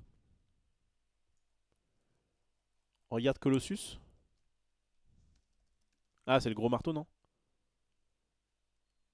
Il y a un marteau qui file plus 10, je crois. Mais qui. C'est ça dont tu parles, je pense. Euh, Ouais, c'est ça. Voilà, Colossus Hammer, voilà. Et je crois qu'il s'est joué en plus, hein. Ouais, pour une Unco, elle coûte suffisamment cher pour être jouée. Oh, la version. La version classe. Marteau colossal. À la base, c'est ça. À la base, c'est ça. Ce qui est assez marrant. L'image est trop bien. La créature gagne plus de plus 2 et perd le vol. Ça tombe bien, elle l'avait pas. Mais voilà, c'est donc un truc pour un équipement 8. Et c'est vrai que quand tu dis, bah tiens, j'attaque et je. J'ai une 14-14. Alors, elle a pas le piétinement.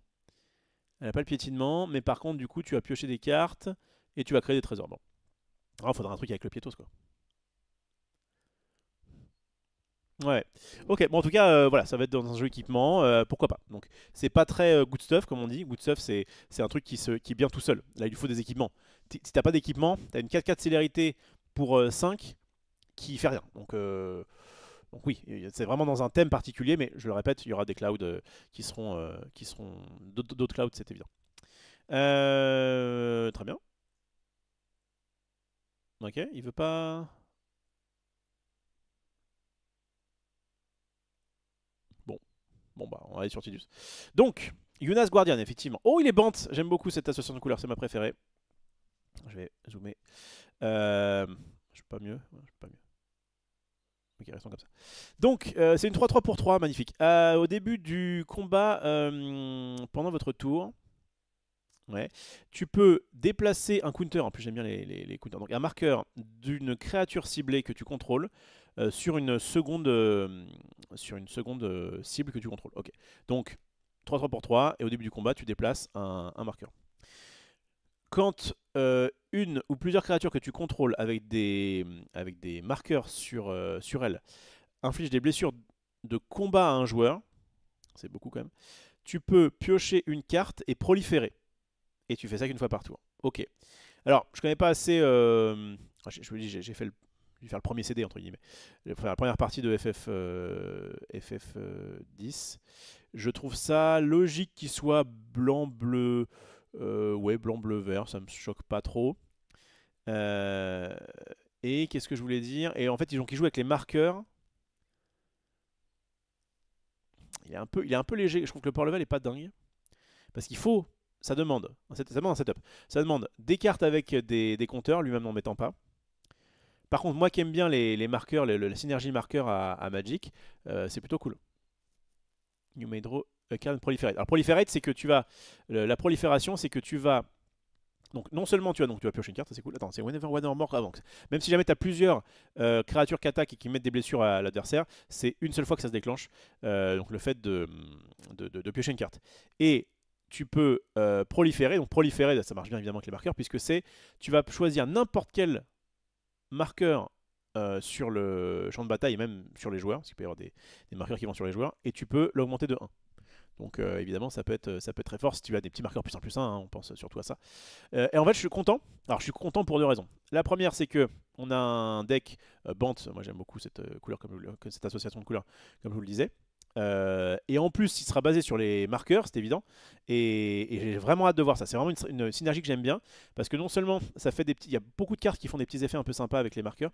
Je m'étais préparé d'ailleurs. J'avais commencé à mettre de côté oui, des cartes qui fonctionnaient avec les marqueurs. Bah, voilà, c'est juste là. Hop. Ouais, évidemment. Ah, c'est bon, ça va. 4-4 mentor, et à chaque fois qu'une créature que vous contrôlez avec un marqueur puissant plus 1 sur elle meurt, piochez une carte. Et voilà, ça fait partie des petites choses. Je me fais des sortes de Wajik à thème en ce moment, et je m'étais mis ça de côté pour le thème marqueur. Donc ça va me régaler. Ah, ok, d'accord, je suis tout flou. Alors, est-ce qu'il veut bien? On se parle, frérot? Allez! Bon, ça reviendra, tant pis. Je me mets en petit comme ça. Ouais, qui a du mal. Ouais, je crois que c'est bon. Bref, donc voilà, en soi, il est pas oufissime, mais en tout cas, ça va promettre je trouve super classe, et ça va permettre comment dire, un deck à thème marqueur, ce qui me plaît beaucoup. Alors, qu'est-ce que ça dit dans le chat là? Après, ils adaptent un RPG japonais, on va avoir des équipements sympas. Ouais, oui, c'est sûr. Ça me semble évident qu'ils vont éditer la Buster Sword et qu'elle va également trigger Cloud comme il faut, tout 100%. Je vois bien les limites aussi. Il va y avoir des limites break. Est-ce qu'il y aura un mini-slash? Je vois bien un truc que tu vas mettre... Ah, je suis encore... Bon, c'est chiant ça. Oh! Bon, bah écoutez, vous m'aurez flou. Tant pis. Donc, Gilo qui dit, voilà, j'ai le plaisir de dire que j'ai fini de créer toutes les cartes, classifications et illustrations. On applaudit Gilles dans le chat. Gros big up à toi. On va se call après le live. Ah, j'aime pas être flou. Attendez. On va relancer la cam. Désactiver. Activer. Je devrais m'en foutre, mais... Ça... Ah, voilà.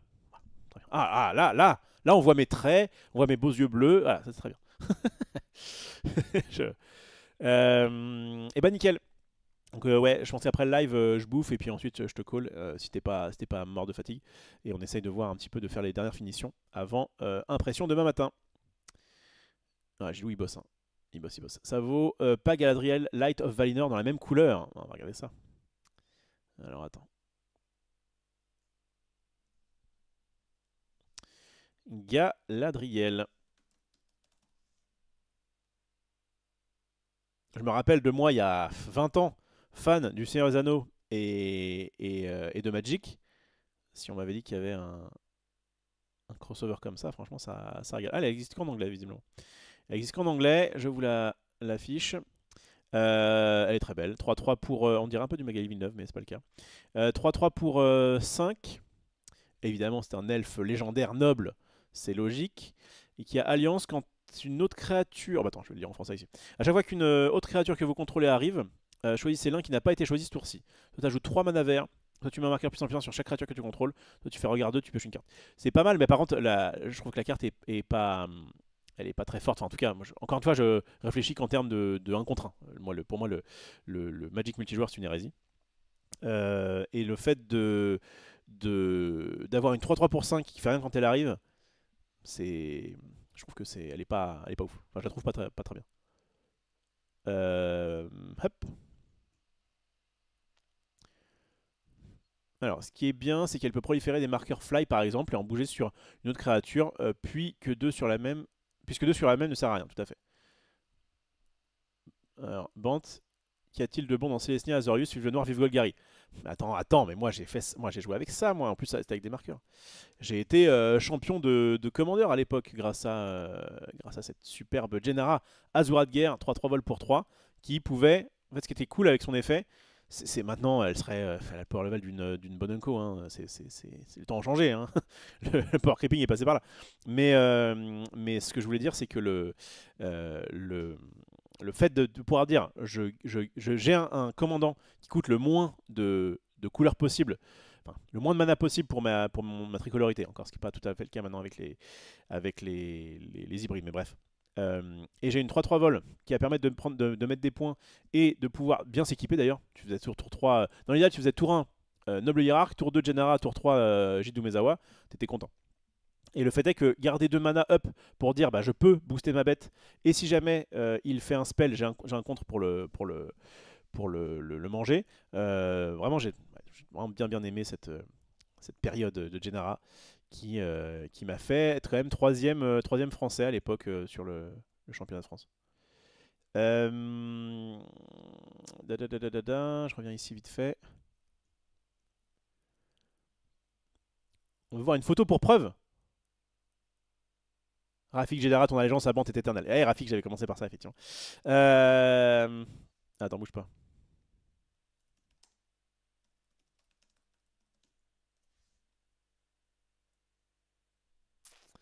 Bouge pas. Hmm.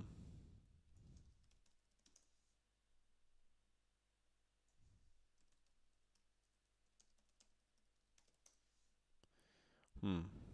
Ouais, il y a une photo de moi avec un. Ouais, non, je l'ai pas. Je la trouve pas. Je la trouve pas. Il y avait une photo de moi avec mon petit Jay the Man Sculptor Foil que j'avais gagné au premier tournoi qui a dépassé 100 joueurs dans le monde en Duel Commander. Et c'était à Annecy, je me rappelle. Mais je la retrouve pas. Mais la preuve que j'ai gagné, je peux t'en trouver une, en fait. Regarde. Tu vas sur MTG Top 8, qui est un site donc, qui référence les différents top 8 donc, qui ont eu lieu. Et je sais, j'avais déjà fait l'expérience. On peut me retrouver. Sauf que là, le site bug. Comme par hasard. Comme par hasard. Attendez, ça. Je vais essayer ça. Non, je l'ai pas. Bon, il n'y a rien qui va. Le site bug. J'arrive pas à faire de recherche. Ah. Ah. Alors peut-être. Alors peut-être. Hmm. Non, c'est pas moi. C'est pas moi malheureusement.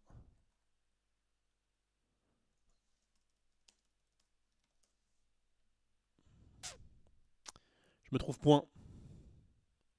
Mais j'y fus, je vous le promets. Alors que MTG Top 8 est en PLS, c'est quand même pas de chance. Bon bref.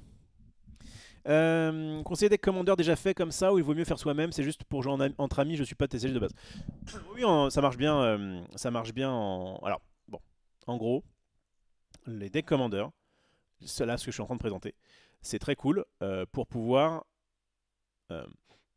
jouer entre amis, puisque donc il s'agit à la base en plus d'un format multi. Mais moi je déconseille. Alors déjà, il faut savoir deux choses. À la base, le Commander avec ses 100 cartes dans le deck, chaque carte en un exemplaire, et des capacités qui sont un peu alambiquées, c'est pas franchement la meilleure porte d'entrée pour apprendre Magic. Hein. Qu'on soit bien d'accord. Mais après c'est bien, c'est en français, c'est normalement plutôt bien expliqué, mais enfin c'est vrai que ça reste plutôt un public qui est déjà un peu expérimenté. Bon. Et l'autre truc c'est que donc, comme c'est c'est pas Duel Commander à la base, c'est pas top. Mais je ferai ce que je fais d'habitude, notamment pour ça. Je proposerai, j'aime bien en fait prendre des decks Commander multijoueurs de 100 cartes, retirer 40 cartes et en faire des decks de 60 cartes qui sont plus adaptés pour le Duel Commander. Donc retirer les cartes qui sont trop chères, retirer les cartes qui te disent comment dire, oui en fonction des nombres d'adversaires que tu as, etc. Et c'est ce que j'ai fait sur plusieurs éditions et franchement c'était je pense une des meilleures façons de pouvoir rentrer un peu dans Magic. Surtout que je retirais aussi des cartes qui étaient un peu trop alambiquées. Et je trouve que c'était pas une mauvaise proposition. Le DH c'est la vie, c'est vrai. Bon, donc Tidus pourquoi pas. Ok. Hop, hop, hop. Ishtola, Knights Blessed. Une Mitra. Alors, je sais plus. Non, Mitra c'est à FF11. Ils ont repris le principe des fichas, mais j'ai plus le nom. J'ai plus le nom. Bref, 2-4 pour 4, qui a priori est assez noire. Hein. Elle est dans une tricolorité qu'on appelle Esper. Et qui justement est plutôt. Bah, avoir du blanc, du noir, du bleu, on est quand même sur quelque chose de très contrôle. 2-4 vigilance. Donc attaquer ne fait pas s'engager. Au début de chaque étape de fin, si un joueur a perdu 4 points de vie ou plus ce tour, vous pouvez piocher une carte. Ok. Ça peut être intéressant. Alors ce qui est en plus assez fort en multijoueur, c'est que du coup ça marche pour tout le monde. En fait, en multijoueur, elle est très forte. En 1 contre 1, il faut que vous vous débrouillez pour faire perdre des PV à l'adversaire. Parce que vous-même perdre 4 blessures... Ah, ça marche aussi, ouais, ça marche aussi si toi, du coup, tu perds des PV. Non, c'est pas mal, la capa est cool. Quand tu joues un sort non créature avec une valeur de mana de 3 ou plus, elle inflige 2 dégâts à chaque adversaire et tu gagnes 2 points de vie. Donc évidemment, ça aide. Bon, elle est pas mal celle-ci, hein. Elle est pas mal, hein. 2 4 vigilance pour 4. Le coup de pouvoir piocher. Et le fait de dire que si tu joues des spells en créature, tu vas faire du drain de 2. Encore une fois, c'est pas une carte qui sera jouée en Legacy, machin compétitif, évidemment. Mais dans un format plus fair, c'est une bonne proposition, je trouve. Je crois quand même, bon, ça va. J'ai toujours été perplexe du Duel Commander, comment synergiser et mettre de la cohérence dans un deck de 99 cartes solo. T'inquiète pas que ça fonctionne quand même bien. Ok, et est-ce que c'est tout? Alors donc là on a les différents decks Commander, ça c'est assez classe. Bon, il y a des choses qui... Ah, parce que c'est une pub, ok. C'est parce que c'est une pub et du coup Adblock doit me la bloquer. Alors ceci dit, attendez, on peut voir le thème. Revive Your Fallen Heroes, donc ça va être sur un thème réanimation. Raise your stats past 7 power. Donc le but c'est vraiment de faire des gros stats. C'est marrant ça. Et d'avoir au moins 7 de force pour ce deck là. Enfin, en tout cas c'est le thème du jeu. Pass them around. Ah oui d'accord, c'est pas vraiment... Ah non c'est... Attends. Ah mais oui parce que je voyais pas mais il y a deux lignes, excusez-moi. Donc ça c'est donc remplissez ton cimetière, puis renvoyez vos héros, quoi, vos personnages. Ça c'est très cool, j'aime bien ce côté un peu réanimateur. Cloud, c'est équipé quand même. Je me disais, il me semble que le thème principal, c'est les équipements. Donc, thème principal, équipement, mais il y a aussi le fait de pouvoir avoir des cartes qui ont 7 ou plus en force. Lui, c'est ajouter des marqueurs et pass them around. Ah oui, donc ça, je pense qu'ils sont partis sur le Blitzball. Le fait que tu pouvais te faire des passes avec ta balle. Là, tu fais ta passe avec tes compteurs et du coup, ça va te faire des effets. Donc, ouais, je l'ai. J'ai hâte de voir ça. Et lui, c'est Be a Master Caster. Donc le fait de lancer des spells. Et card advantage et de contrôle. On est sûr, effectivement, du contrôle. Et donc on a un deck Esper, un deck Bant, un deck Naya et un deck Mardou, pour ceux qui connaissent le nom des tricolorités. Et ben ça fait très très plaisir. Et on va finir de lire cet article. Mais en tout cas, j'ai déjà hâte. Prévu pour le mois de juin, le crossover Final Fantasy de Magic sera un set entièrement draftable, ça c'est cool, légal pour le standard, c'est cool aussi, accompagné des 4 decks pré-build dans la galerie ci-dessus. Okay. Chacun d'entre eux comprend 100 cartes composées à la fois de réimpressions de cartes existantes, avec un nouvel art Final Fantasy, et de nouvelles cartes conçues pour le format le plus populaire de Magic, le Commander. Alors que les pré-build Commander, ça c'est pareil, c'est Google Trad, enfin où c'est l'IA. Pré-build Commander sont toujours axés sur certains personnages, donc c'est les préconstruits, couleur ou stratégie.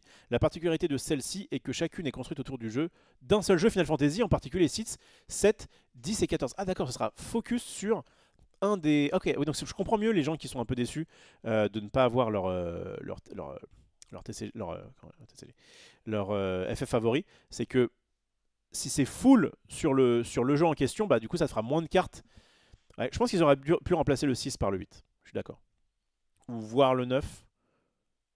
Ouais, peut-être le 8, ouais. J'aurais fait 7, 8, 10, 14, éventuellement. 14, je crois qu'il a pas mal de succès le 14. Hein. Moi je suis passé un peu à côté, j'avais joué au tout début, avant qu'il y ait la refonte du jeu. Mais FF 11 a jamais dans mon cœur, je peux pas passer à autre chose.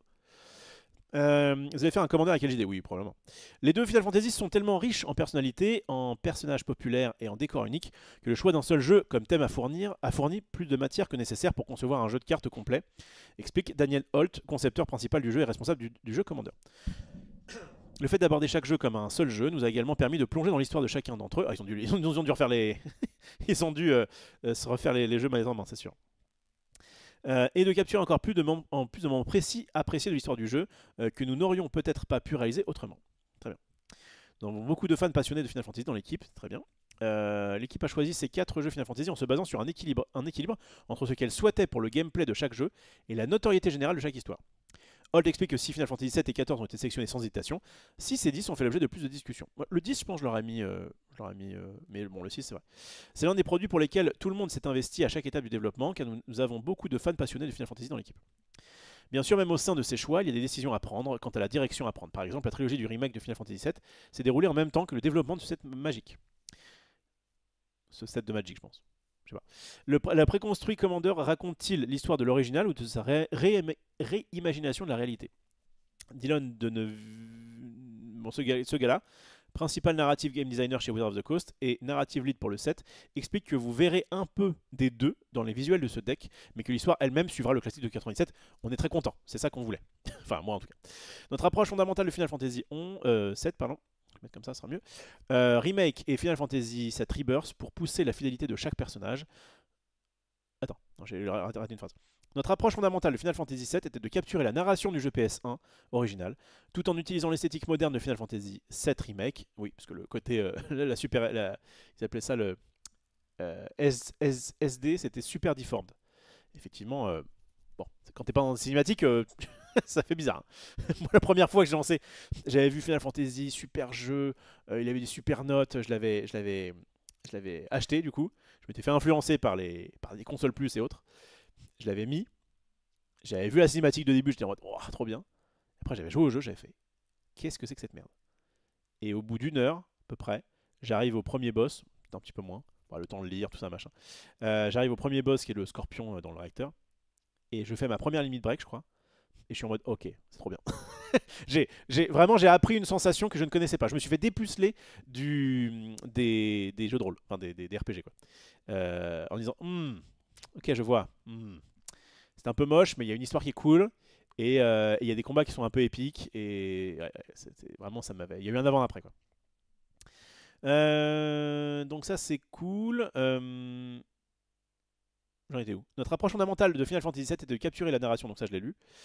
En gardant ça à l'esprit, si une scène existait dans les deux jeux, nous avions le choix de la montrer comme le faisait le jeu original, que la version moderne l'interprétait, ou une fusion unique des deux. Oh, ils sont fait kiffer. Nous espérons... ils ont fait les cartes normales, les Dreamborn et les Storyborn. Et les... Non, pardon. Oui, ça, les Storyborn et les Dreamborn. Non, il n'y a pas Storyborn, je suis bête. Carte normale, Dreamborn et Floodborn, c'est ça.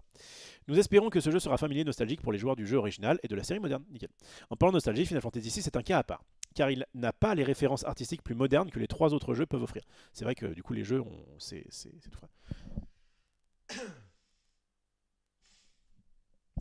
2 secondes. Donc, ça me sort du truc là, voilà, donc c'est bon. Donc effectivement, il n'y a pas eu de remake de Final Fantasy VI.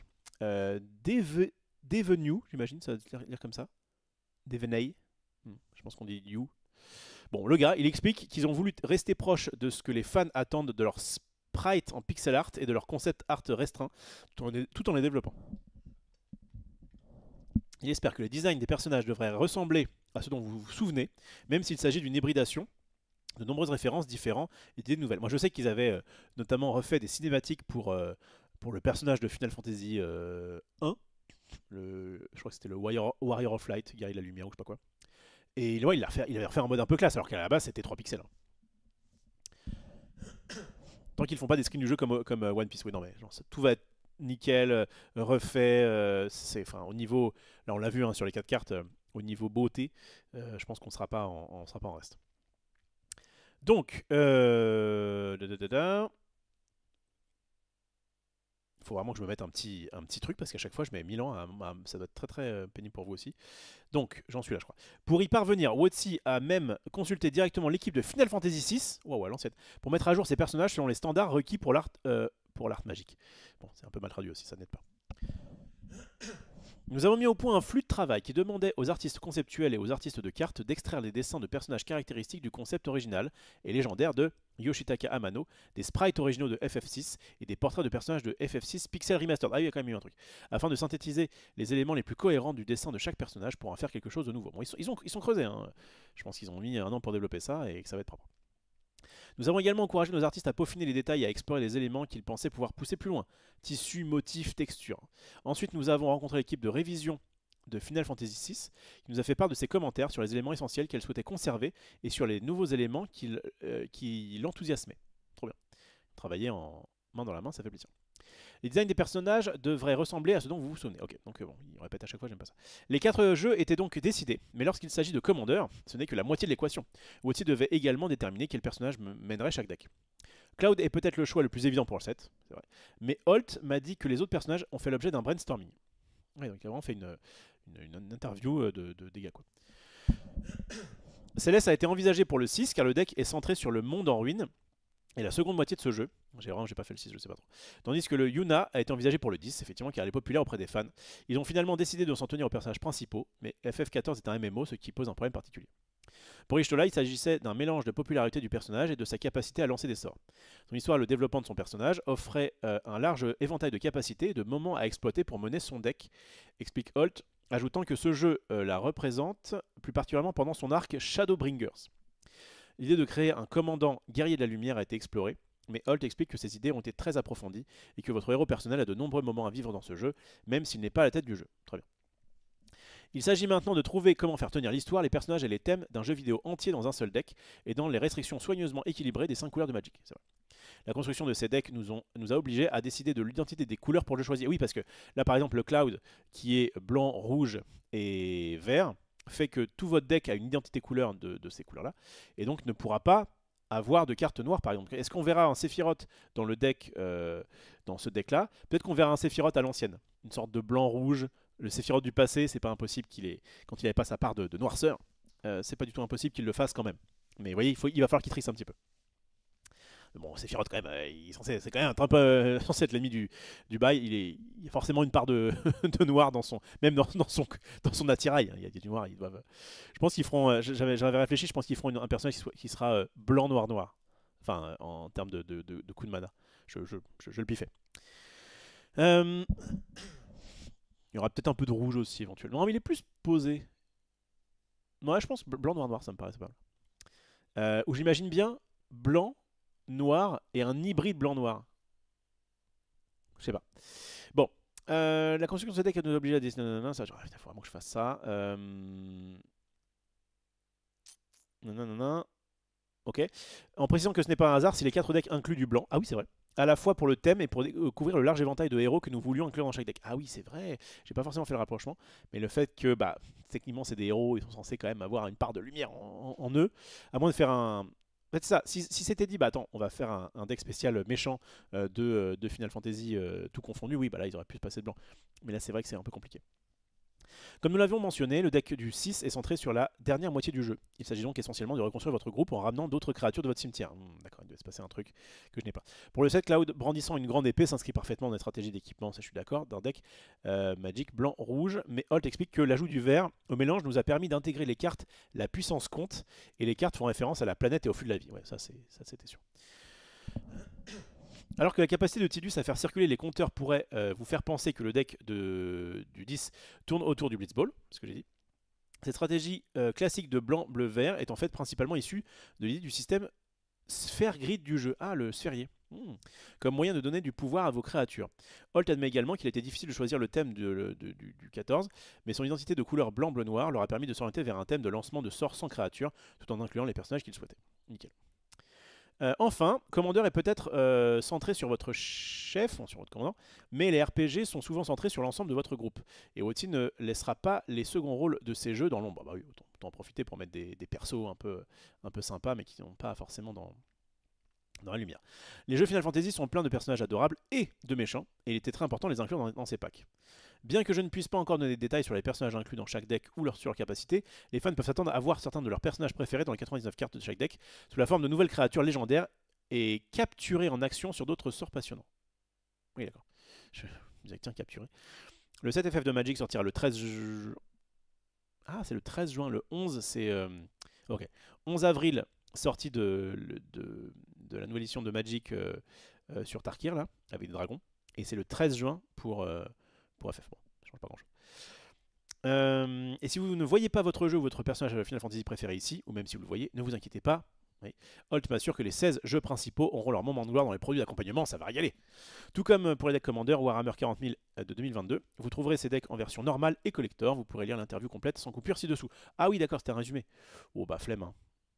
Ils vont sûrement répéter la même chose. Moi, je crois qu'on va arrêter là. Hein. Il est tard. J'ai la dalle. Et puis j'ai des cartes à finir.